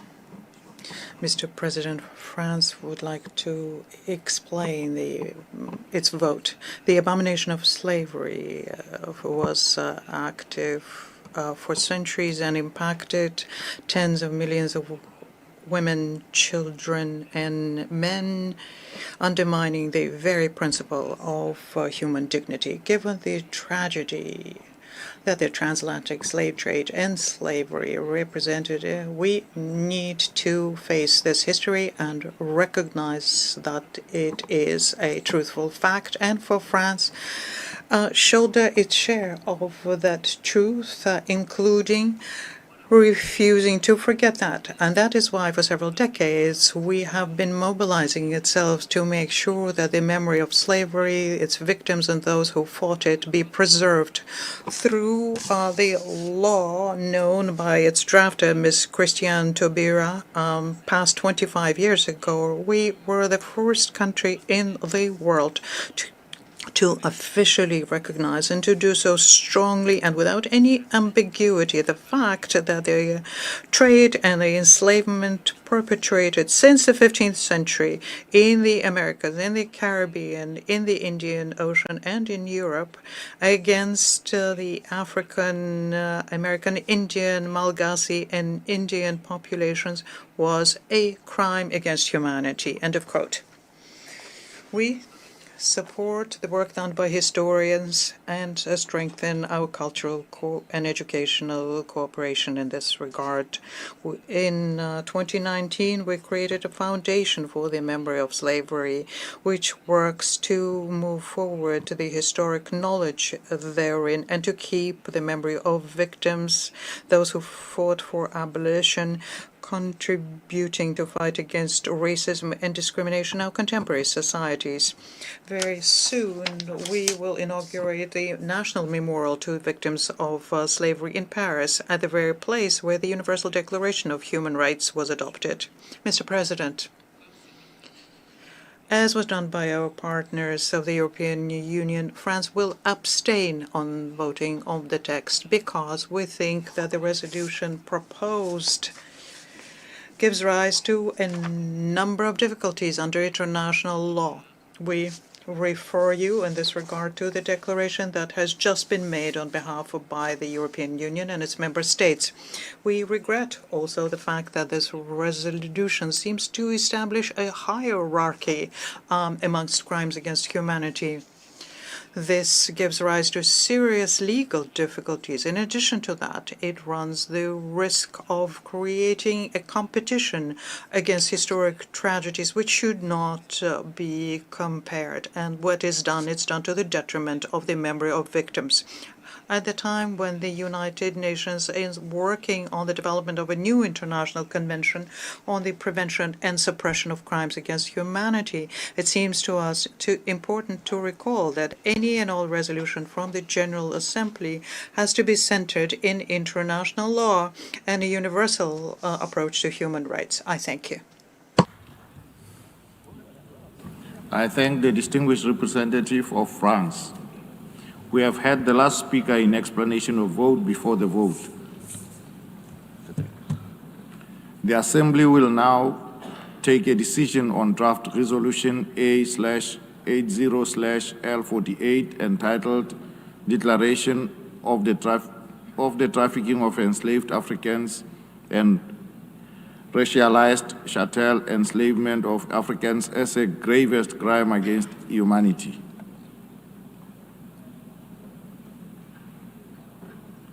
A recorded vote has been requested. We shall now begin the voting process. Those in favor of the draft resolution A/80/L48, please signify. Those against and those in abstention. The Assembly is now voting on draft resolution A/80/L48 entitled Declaration of the Trafficking of Enslaved Africans and Racialized Chattel Enslavement of Africans as the gravest crime against humanity. Will all delegations confirm that their votes are accurately reflected on the screen?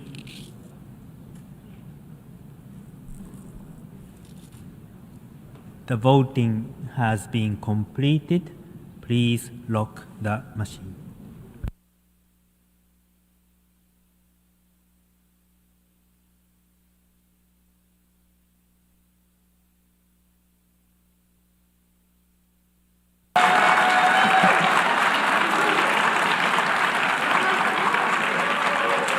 The result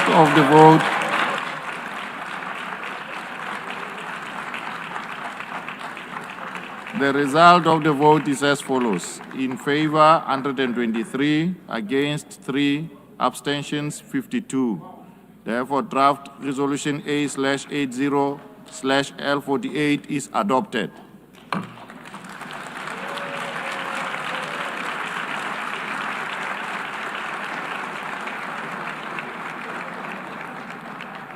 Before giving the floor for explanations of vote after the vote, may I remind delegations that they are strongly urged to limit explanations of vote to 5 minutes, which should in any case not exceed 10 minutes and be made from their seats.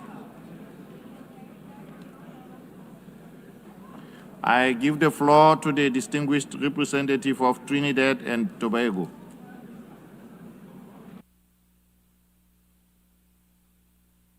Thank you, Chair. Excellencies. I have the honor to deliver this statement on behalf of the 14 member states of the Caribbean Community, CARICOM, in explanation of our vote. CARICOM voted in support of this resolution because of our historical attachment to the issue of the trafficking of enslaved Africans and the racialized chattel enslavement of Africans. The recognition today by those member states that supported this resolution and the declaration is a critical first step towards redressing the injustices perpetuated over the 400 years of the transatlantic slave trade. In this vein, CARICOM remains a strong advocate for the advancement of reparatory justice for the historical atrocities perpetuated against our forebears during the period of colonialism and the transatlantic slave trade, as well as the persistent legacies thereof. CARICOM therefore reiterates our support in principle for this initiative undertaken by Ghana on behalf of the African Union to advance the issue of reparatory justice. Given the importance of this issue, CARICOM stresses that implementation of the resolution must be done in a collaborative manner and in full partnership with the entire membership.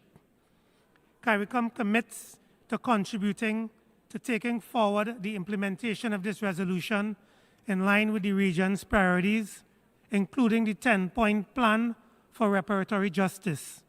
We will continue to engage meaningfully in future discussions on this important issue, including on ways to take forward the important provisions contained in the resolution. I thank you, Chair. I thank the distinguished representative of Trinidad and Tobago. I now give the floor to the distinguished representative of New Zealand.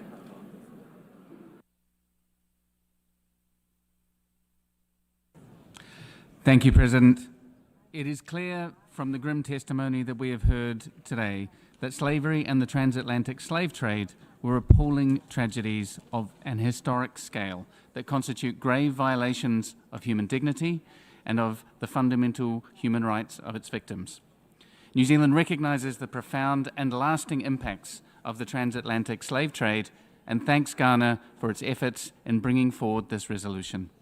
We acknowledge the historical legacy of the transatlantic slave trade and its lasting impact on many member states, and we welcome the importance placed on continuing education and awareness raising and the increased attention that commemorative events have brought to the issue. New Zealand supports proposals for meaningful, truthful and respectful dialogue among those most impacted, including reparatory justice and reconciliation through appropriate frameworks. We encourage the continued promotion of comprehensive educational programs, memorialization initiatives and research on slavery, the trafficking of enslaved Africans and racialized chattel enslavement of Africans and their consequences. We had hoped to be able to vote in favour of this resolution, but regrettably New Zealand was not in a position to endorse all aspects of the text presented today. New Zealand acknowledges the significance and horrific scale of transatlantic slavery, but it is not able to endorse a text that suggests a hierarchy of crimes against humanity and which has implications for other multilateral processes underway related to the progressive development of international law. New Zealand acknowledges the importance of restorative justice processes, including issues such as reparations, but believes these are more appropriately pursued through relevant judicial tribunals or agreed international legal forums. New Zealand was, unfortunately, not able to vote in favour of the text today, but we thank Ghana and the other co-sponsors once again for the resolution and reaffirm our support for meaningful dialogue, education and progress on addressing the impacts of the transatlantic slave trade. I thank you. I thank the distinguished representative of New Zealand. I give the floor to the distinguished representative of Peru.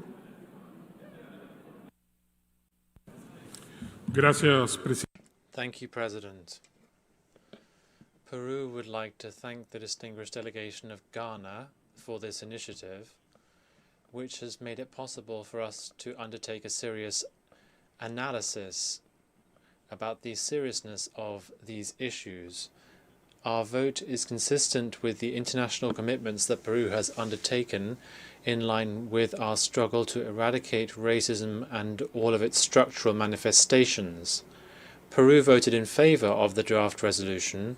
We are convinced that the transatlantic slave trade of Africans and the system of racialized slavery were violations of human rights of such scope that they demand the attention of the international community today. Their consequences are still being felt today in our societies. Our vote is also an act of recognition to the Afro-Peruvian communities. Some 200,000 Peruvians identify as such in our territory. This constitutes about 4% of our national population. but their political, economic, social and cultural legacy goes beyond these figures, and it is part and parcel of our national identity. Peru has moved forward concrete policies in this domain, including the national policy for Peruvians of African descent going to 2030. But we'd like to make clear some interpretations of this resolution. First of all, we believe that the characterization of the transatlantic slave trade as the gravest crime against humanity contained in OP 2 and 3 is a reference to a particularly serious event in the past which occurred at a specific time in history. We recognize that in line with international law, the commission of an illegal act is something that, if it continues, there have to be appropriate guarantees of repetition and redress adopted. But we note that OP 6 to 8 can be interpreted as a call for constructive dialogue. But this is not in prejudice to the establishment of obligations that could be interpreted as legally binding. So those were some member states of the UN who voted yes for the motion to declare the transatlantic slave trade as a major crime against humanity. You just heard from the representative from Peru. And I've been joined in studio by my colleague Jude Mensah Duncan for us to have a quick conversation. Jude, thank you for your time. This is a good day for Ghana and then the African Union. First, tell us, how did we get to this point? So, how it began on the 20th of September 2023 when the former president, His Excellency Nana Addo Dankwa Akufo-Addo, first made a public call at the UN General Assembly when the country took its turn. And he made the bold calls for reparations following the effects of slave trade, particularly on countries like Ghana. And, you know, conversations around that began with the foreign ministry at the time, headed by Madam Shirley Ayokoboche, and up until this point where we've seen Ghana and the African Union, right, but primarily led by Ghana, the lead sponsor being His Excellency President John Dramani Mahama, you know, make a case for it this time around. And we've gotten to the point where we've seen that the House or the General Assembly has again voted unanimously to support calls for some reparations in that regard. Now, one would ask, what were some of the demands, or what are some of the demands that the AU is demanding from this motion? Right, so you said the AU. It's important to know that although it had the backing of the African Union, it was primarily sponsored by President Mahama. President John Dramani Mahama. And amongst the issues he was looking for, first of it was a formal recognition of the effects of slave trade and its implications for countries like ours. You know, you had the president go on to make the point that, in fact, slave trade, as we saw it happen, was the greatest crime against humanity. And these were the president's description of what transpired. We also heard him make calls for justice for slavery and colonialism. We also heard the president call for reparations in concrete forms. Now, this is what is interesting about this particular call, because tied to it are concerns that the effects of it should have some monetary backing, right? We've also seen others make the case that there should be even formal apologies. Some advisors around the presidency, you know, made that clear. So there was a formal, you know, admonition that indeed it happened and its effects on the black race was strong. You know, economies were shattered, the brightest and the best were taken away from us. And that was the words of the Foreign Affairs Minister, Samuel Okudzeto Ablakwa, on the sidelines of this particular meeting. So clearly, the president made it clear that formal global recognition of slave trade as a major crime. We also had calling for reparations in concrete forms, whether in monetary and financial assistance, and also formal apologies. And of course, they announced that it's important that we see the countries who benefited from it give guarantees that, you know, these things were not going to happen anytime soon. Jude, we saw that 123 member states of ECOWAS voted yes. We had 3 of them say no, and then we had 52 who abstained from voting yes. We saw that the representative from the United States gave their reasons why they were going to abstain or vote not in support of the motion. Can you tell us some of these countries? You have the EU and then the US. Yeah, rightly so. So we saw as it transpired during the voting, the EU and the US opposed. Many other countries also abstained, right? But however, before I even come to that particular question, it's also important to mention that part of the demands by the president was to call on the UN for a resolution to drive a new global action against reparations, or for the reparations rather, and against slave trade, right? So they are calling on the UN for a resolution. And you would even hear it in the representative from Trinidad and Tobago who called for a clear timeline of activities to ensure that the reparations as being demanded for are met. However, yes, you're right. We've heard arguments from both sides, particularly those for the reparations as I've outlined. We also heard arguments from some member states who abstained, including France, and we heard from those who vehemently, you can say, opposed the call for reparations. And their arguments have been quite similar if you listen to what they've been saying all through the years. First of it is that they argue that the whole idea of reparations for African countries and those affected, particularly in the Caribbean, is too complex to identify. And they also make the point that assuming that, all of these issues that have been raised, were there, how do we even go about the process of paying back? So they identify the complexities of these issues that they raise as part of the challenges. They also talk about the fact that steps in the past had already been taken to address some of these concerns. Hence, there isn't a need for a widespread form of reparations, and they make that point quite strongly. They also talk about the fact that it shouldn't take a retrospective effect, right? So it's happened in the past, it's behind us, let's now look forward. They also talk about the fact that if you look at the kind of aid they provided to these countries in time past through the US aid and the likes, a lot of work has been done in trying to make up for it to an extent. Hence, there isn't a need for a large scale. I think that was one of the reasons France gave for choosing to abstain. Exactly. They make the point quite strongly that a lot of help has been given out to these developing countries, over time. Hence, there isn't a need for any form of widespread, support or help in that regard. But do you think that going forward, we are going to get this form of support that countries that suffered from this transatlantic slave trade? I mean, once it's been decided on at that level, you expect that the urgency needed will be attached to this. You get the impression that a lot of these countries who voted in support of it, believe in some of these ideals very strongly and have been pushing for this for a long time. So we are hoping that once a vote in that regard has been conducted, we expect that the United Nations really is minded to abide by the dictates of this voting and ensure that what is being demanded is given to these African countries.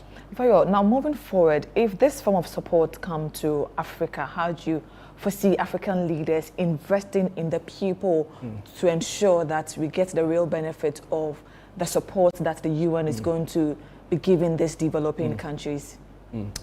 I've heard other people also make the arguments that you can never really make up for quantify the crime. Exactly. You can never really make up for what transpired, right?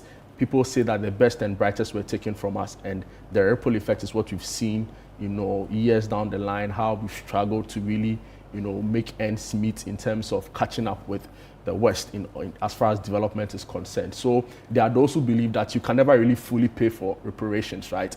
But for the call being made by the President, His Excellency John Dramani Mahama, together with the AU, it's only symbolic at best, but really can't make up for the damage that has been caused. It's a very important question, and African countries would hope that if this is granted, it becomes a stepping stone, or to an extent, a turning point as far as how issues around development is concerned. But those who also say that no matter the amount of reparations given, right, if you are not managing, your affairs in-house the right way, nothing will show for it. So in as much as, of course, demands are being made for some financial assistance, right? I've heard people also argue that beyond even the financial assistance, some of these loans, you know, taken from multilateral institutions and all of that should be forgiven.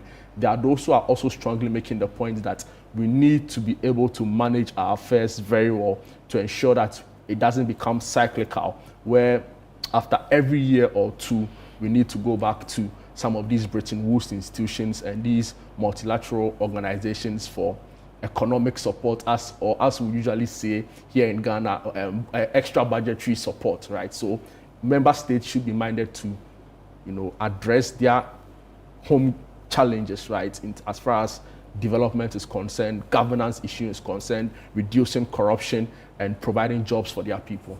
So the AU, who President Mahama led this initiative with support from the African Union, is it that we got the support of all 54 member states? Because the slave trade happened in all the 54 member states then. Yes, so going back to the vote again, you get the sense that the African Union overwhelmingly supported the bid by President John Dramani Mahama. A few of the countries, I think it was Israel and US and one other country, I think Argentina, that opposed the resolution. And we had many of the European countries, many of them, as well as other countries also, you know, abstain, right? But in total, the vote as disclosed by the AU today, we saw a total of 103 votes in favor of the resolution, whereas 123 voted in favor of the resolution, 3 voted against it, and we saw an abstention of 52 member states. So it's an overwhelming endorsement of the cause for, you know, reparations following the effects of slave trade. Jude, let me run you through some of the countries that voted. I'm sure you have a copy, so you could help our viewers also catch up on the countries that voted for this particular motion. We have the likes of, so African countries, I'm going to go with, you have Algeria in there, you have Angola, you have African countries, you have Botswana, you have Burkina Faso, Burundi, Cabo Verde, Cameroon is in there as well, Central African Republic, you have the likes of Chad, also in there from Africa, Congo, also voted in support. You have Cote d'Ivoire voting in support of the motion. Djibouti voted. You have Egypt, they also voted for the motion. You have Eritrea, who voted for the motion. You have Ethiopia in there. You have Gabon, Gambia, and then of course Ghana, led by President John Dramani Mahama. You have Guinea and Guinea-Bissau. You have Guyana, Haiti, Honduras, India, Indonesia, Iran, Iraq. It was actually interesting to see Iran and Iraq support this, considering the fact that US and Israel are opposing this. And we all know what is ongoing in the Middle East right now as we speak. So that was quite interesting, seeing that Iran and Iraq, you know, despite their differences really politically and even on a religion, you know, point of view, supported this cause. Are you surprised to see Israel voting against the motion? And Argentina? Of course, the US, many people say they suspected, or it's not surprising that the US voted no. They made their argument, or they've been making their argument. In fact, we heard from President Trump earlier this week where he said that his administration is the only administration to have supported blacks in a way that no other presidency has done, right? So they'll defend their record on immigration, on support for black businesses, on black empowerment, and all of those things that we talk about. But like I said, they've been also very forceful in their arguments to say that the issue of reparations in its broad sense is too complex, right, to decide who gets to benefit from what for a crime, even if they would want to admit it. So that happened many years ago. And so it's interesting to see how the voting panned out. But of course, if you also pay attention to all the global issues happening currently, right, it is not surprising to see that the US and Israel will take a similar stand on a particular issue. And we've seen that play out in many, many instances in the past. So no surprises there. Argentina, maybe we need to bring some of the experts to come and talk about their role in all of this. But of course, if you look at some of the things that happen in history, I'm sure the historians would also tell us that it's not too surprising, the position they took on this. The countries that decided to abstain from the vote today, you have Albania, Andorra, Armenia, Australia, Austria, which the Black Stars should be playing on Friday. They decided to abstain from the vote. You have Belgium, Bosnia-Herzegovina as well, also decided to abstain. You have Bulgaria, Cambodia, Canada. Are you surprised? Not at all. Why? Again, you know, a lot has changed, right? And it's interesting to point out that, you know, to understand what's happening now, maybe a very good look would be the recent UN General Assembly meeting that took place, right? And even some other high-level engagements, right? So I remember the World Economic Forum, the Canadian Prime Minister, McCartney, you know, gave a speech, you know, that got a lot of people talking. So he talks about the fact that if you are not at the table, you're on the menu, right? And of course, some people felt it was a direct response to all of those attacks, you know, the Canadians have had to endure with Trump saying that he was going to make them a 51st state and all of that, right? You know, a lot has happened, you know, in terms of geopolitics. So it's important that we put all of those things in context while we discuss some of these things. So for Canada, knowing how its relationship with its former biggest ally has deteriorated over time, it's not surprising that you would see that they will take a decision like this. Also, if you go to the country or you listen to people who stay there, if you listen to people who know the country very well, they tell you that they have a significant minority population. So there are lots of French people in the country, you know, and some states are actually French-speaking states in Canada. There are also a lot of people of color, you know, a lot of brown people or Indians, let me say, also there. So they have a strong minority culture, or they have a strong minority groups in the country. So it's not surprising that they will take a position like that, which reflects the generality of concerns being raised by blacks or people of color and Africans for that matter. Very well, Jude, thank you. Now, I think shortly after the vote, the Minister for Foreign Affairs, Samuel Okudzeto Ablakwa, who is leading the delegation on this particular draft bill, addressed the press. Let's take a listen to what he said. Enslaved Africans and the racialized chattel enslavement of Africans as the gravest crime against humanity. With the adoption of this resolution, Resolution A/80/L48, we have not simply passed a text, we have affirmed a truth. We have chosen remembrance over silence, dignity over erasure, and shared humanity over division. We have advanced the cause of justice, and we have done that so emphatically. Those who voted in favor, 123 member states of the United Nations. 52 abstained, and only 3 voted against.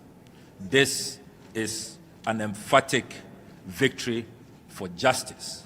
And our ancestors, Africans, and all people of African descent are today honored that our humanity and our dignity have been restored. Let me, on behalf of the African Group, express our profound appreciation to all member states who supported this resolution. We wish to thank those who engaged in its consideration in a spirit of dialogue, reflection, and good faith.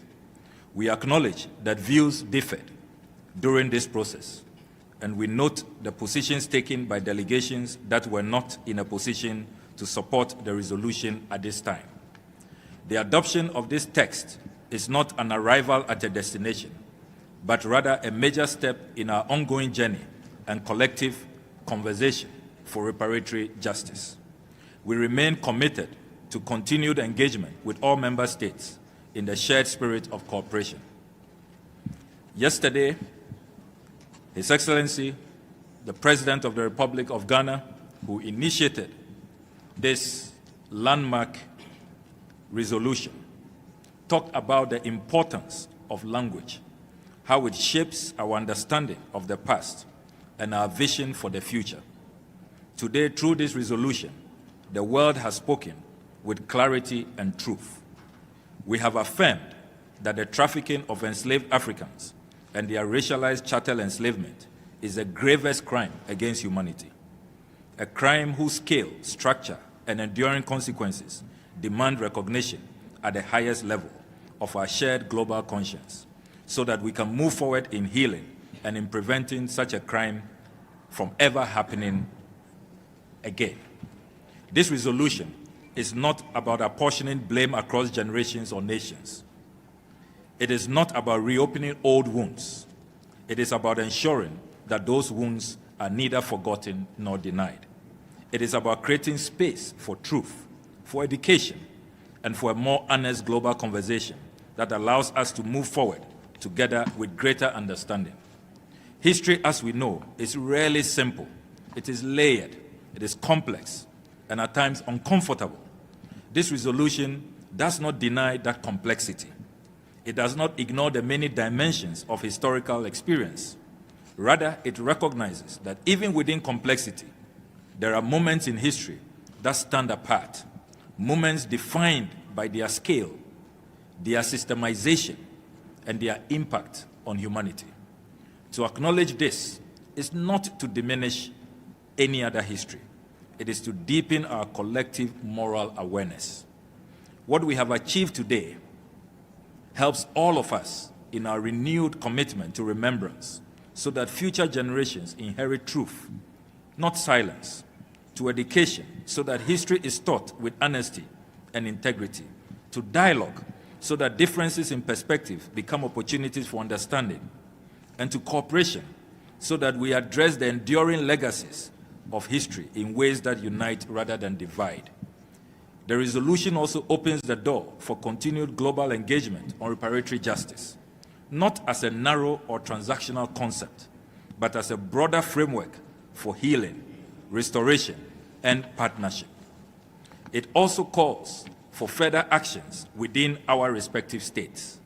We therefore urge every member state to consider carefully the actions it must take to ensure inclusive and good faith dialogue on reparatory justice. The work of justice does not end with remembrance. The racialized systems that adversely shaped our world must yield to a system that does not distinguish between our common humanity, and which seeks for the interests of all peoples in a fair, just, and equitable manner. Let me conclude with this reflection. We cannot change history, but we can change how we remember it. And in doing so, we can change what we carry forward. Today, the world has chosen to remember with purpose, justice, and equity. Let that purpose guide us toward a future that is more just, more inclusive, and more profoundly human. I would like to thank our negotiating team, staff of the Ministry of Foreign Affairs, the staff of our mission in New York, in Geneva, and in Addis Ababa. And I would like to thank especially our President, His Excellency John Dramani Mahama, for his vision, his dynamism, his effectiveness, which the UN Secretary General acknowledged today in their bilateral engagement, and for his humanity. His guidance has been absolutely phenomenal in bringing us to this historic moment. Ghana, Africa, and all people of African descent, and indeed all people of the world with good conscience, will eternally be grateful to President Mahama for his leadership at this defining hour in global history. I thank you very much for your indulgence, and I shall now take your questions.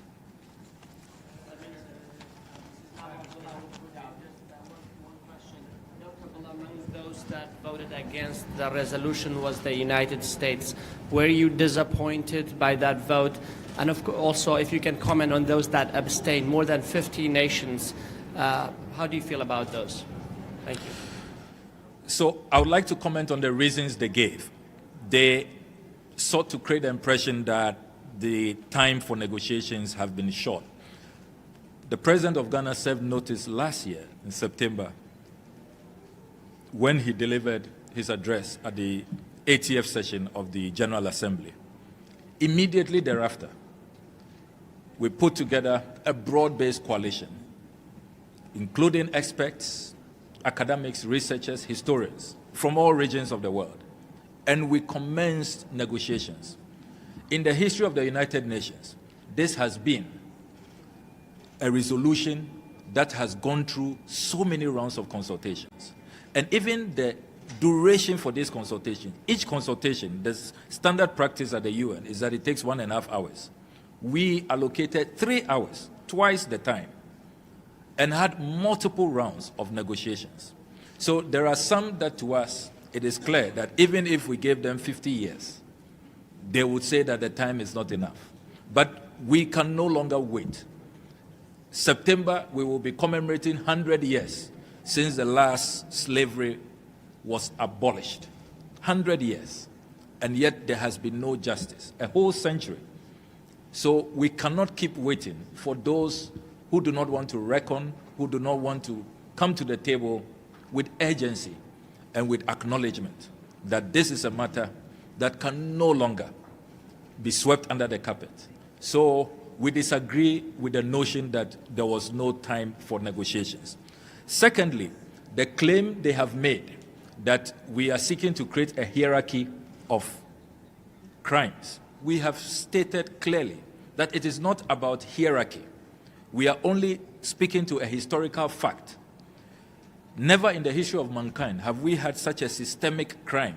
We took over 3 centuries, more than 300 years, with its consequences still lingering onto this day, manifesting in racism, in structural inequality. So we are talking about the contextual framing of what has happened, not about ranking crimes. And we made that very clear. So we are clear in our minds that some are just deliberately stonewalling and introducing red herring. But what is fundamental, which nobody can deny, is that more than 12.5 million people were forcibly removed from the continent. More than 3 million people died, were tossed into the transatlantic ocean, which is a mass grave site. And in our country, Ghana, we are currently, UNESCO has certified that, the country with the highest number of slave forts and castles. We are living witnesses on a daily basis when we go into those castles and forts and we see the door of no return. We break down. My daughter Indiva, on an excursion only last week, broke down and asked me, "Daddy, what did we do wrong? And why has there been no justice?" I had no answers for my 14-year-old daughter. So we live with these experiences on a daily basis, and we live with the structural consequences.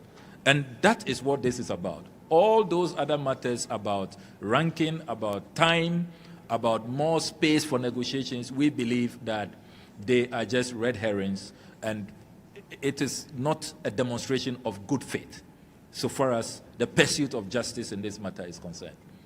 One of the key reasons raised by the United States for which reason they are abstaining is the lack of clarity on who is the recipient of the reparatory justice. What is your response to that? That is surprising because we have, in this resolution, talked about frameworks which will put in place that will take care of the consequences. We all know that the consequences of the transatlantic slave trade has been the lack of opportunity, discrimination, the degradation of people of color. So we have said, let's have frameworks that will serve as endowment funds to support education, to support empowerment, to support skills training, capital for entrepreneurs, and all of that. And we have made clear that African leaders or Caribbean leaders are not looking for money. It goes against our conscience to seek to profit from this. We don't want any payments made to us directly. We are talking about courses to deal with the structural inequalities.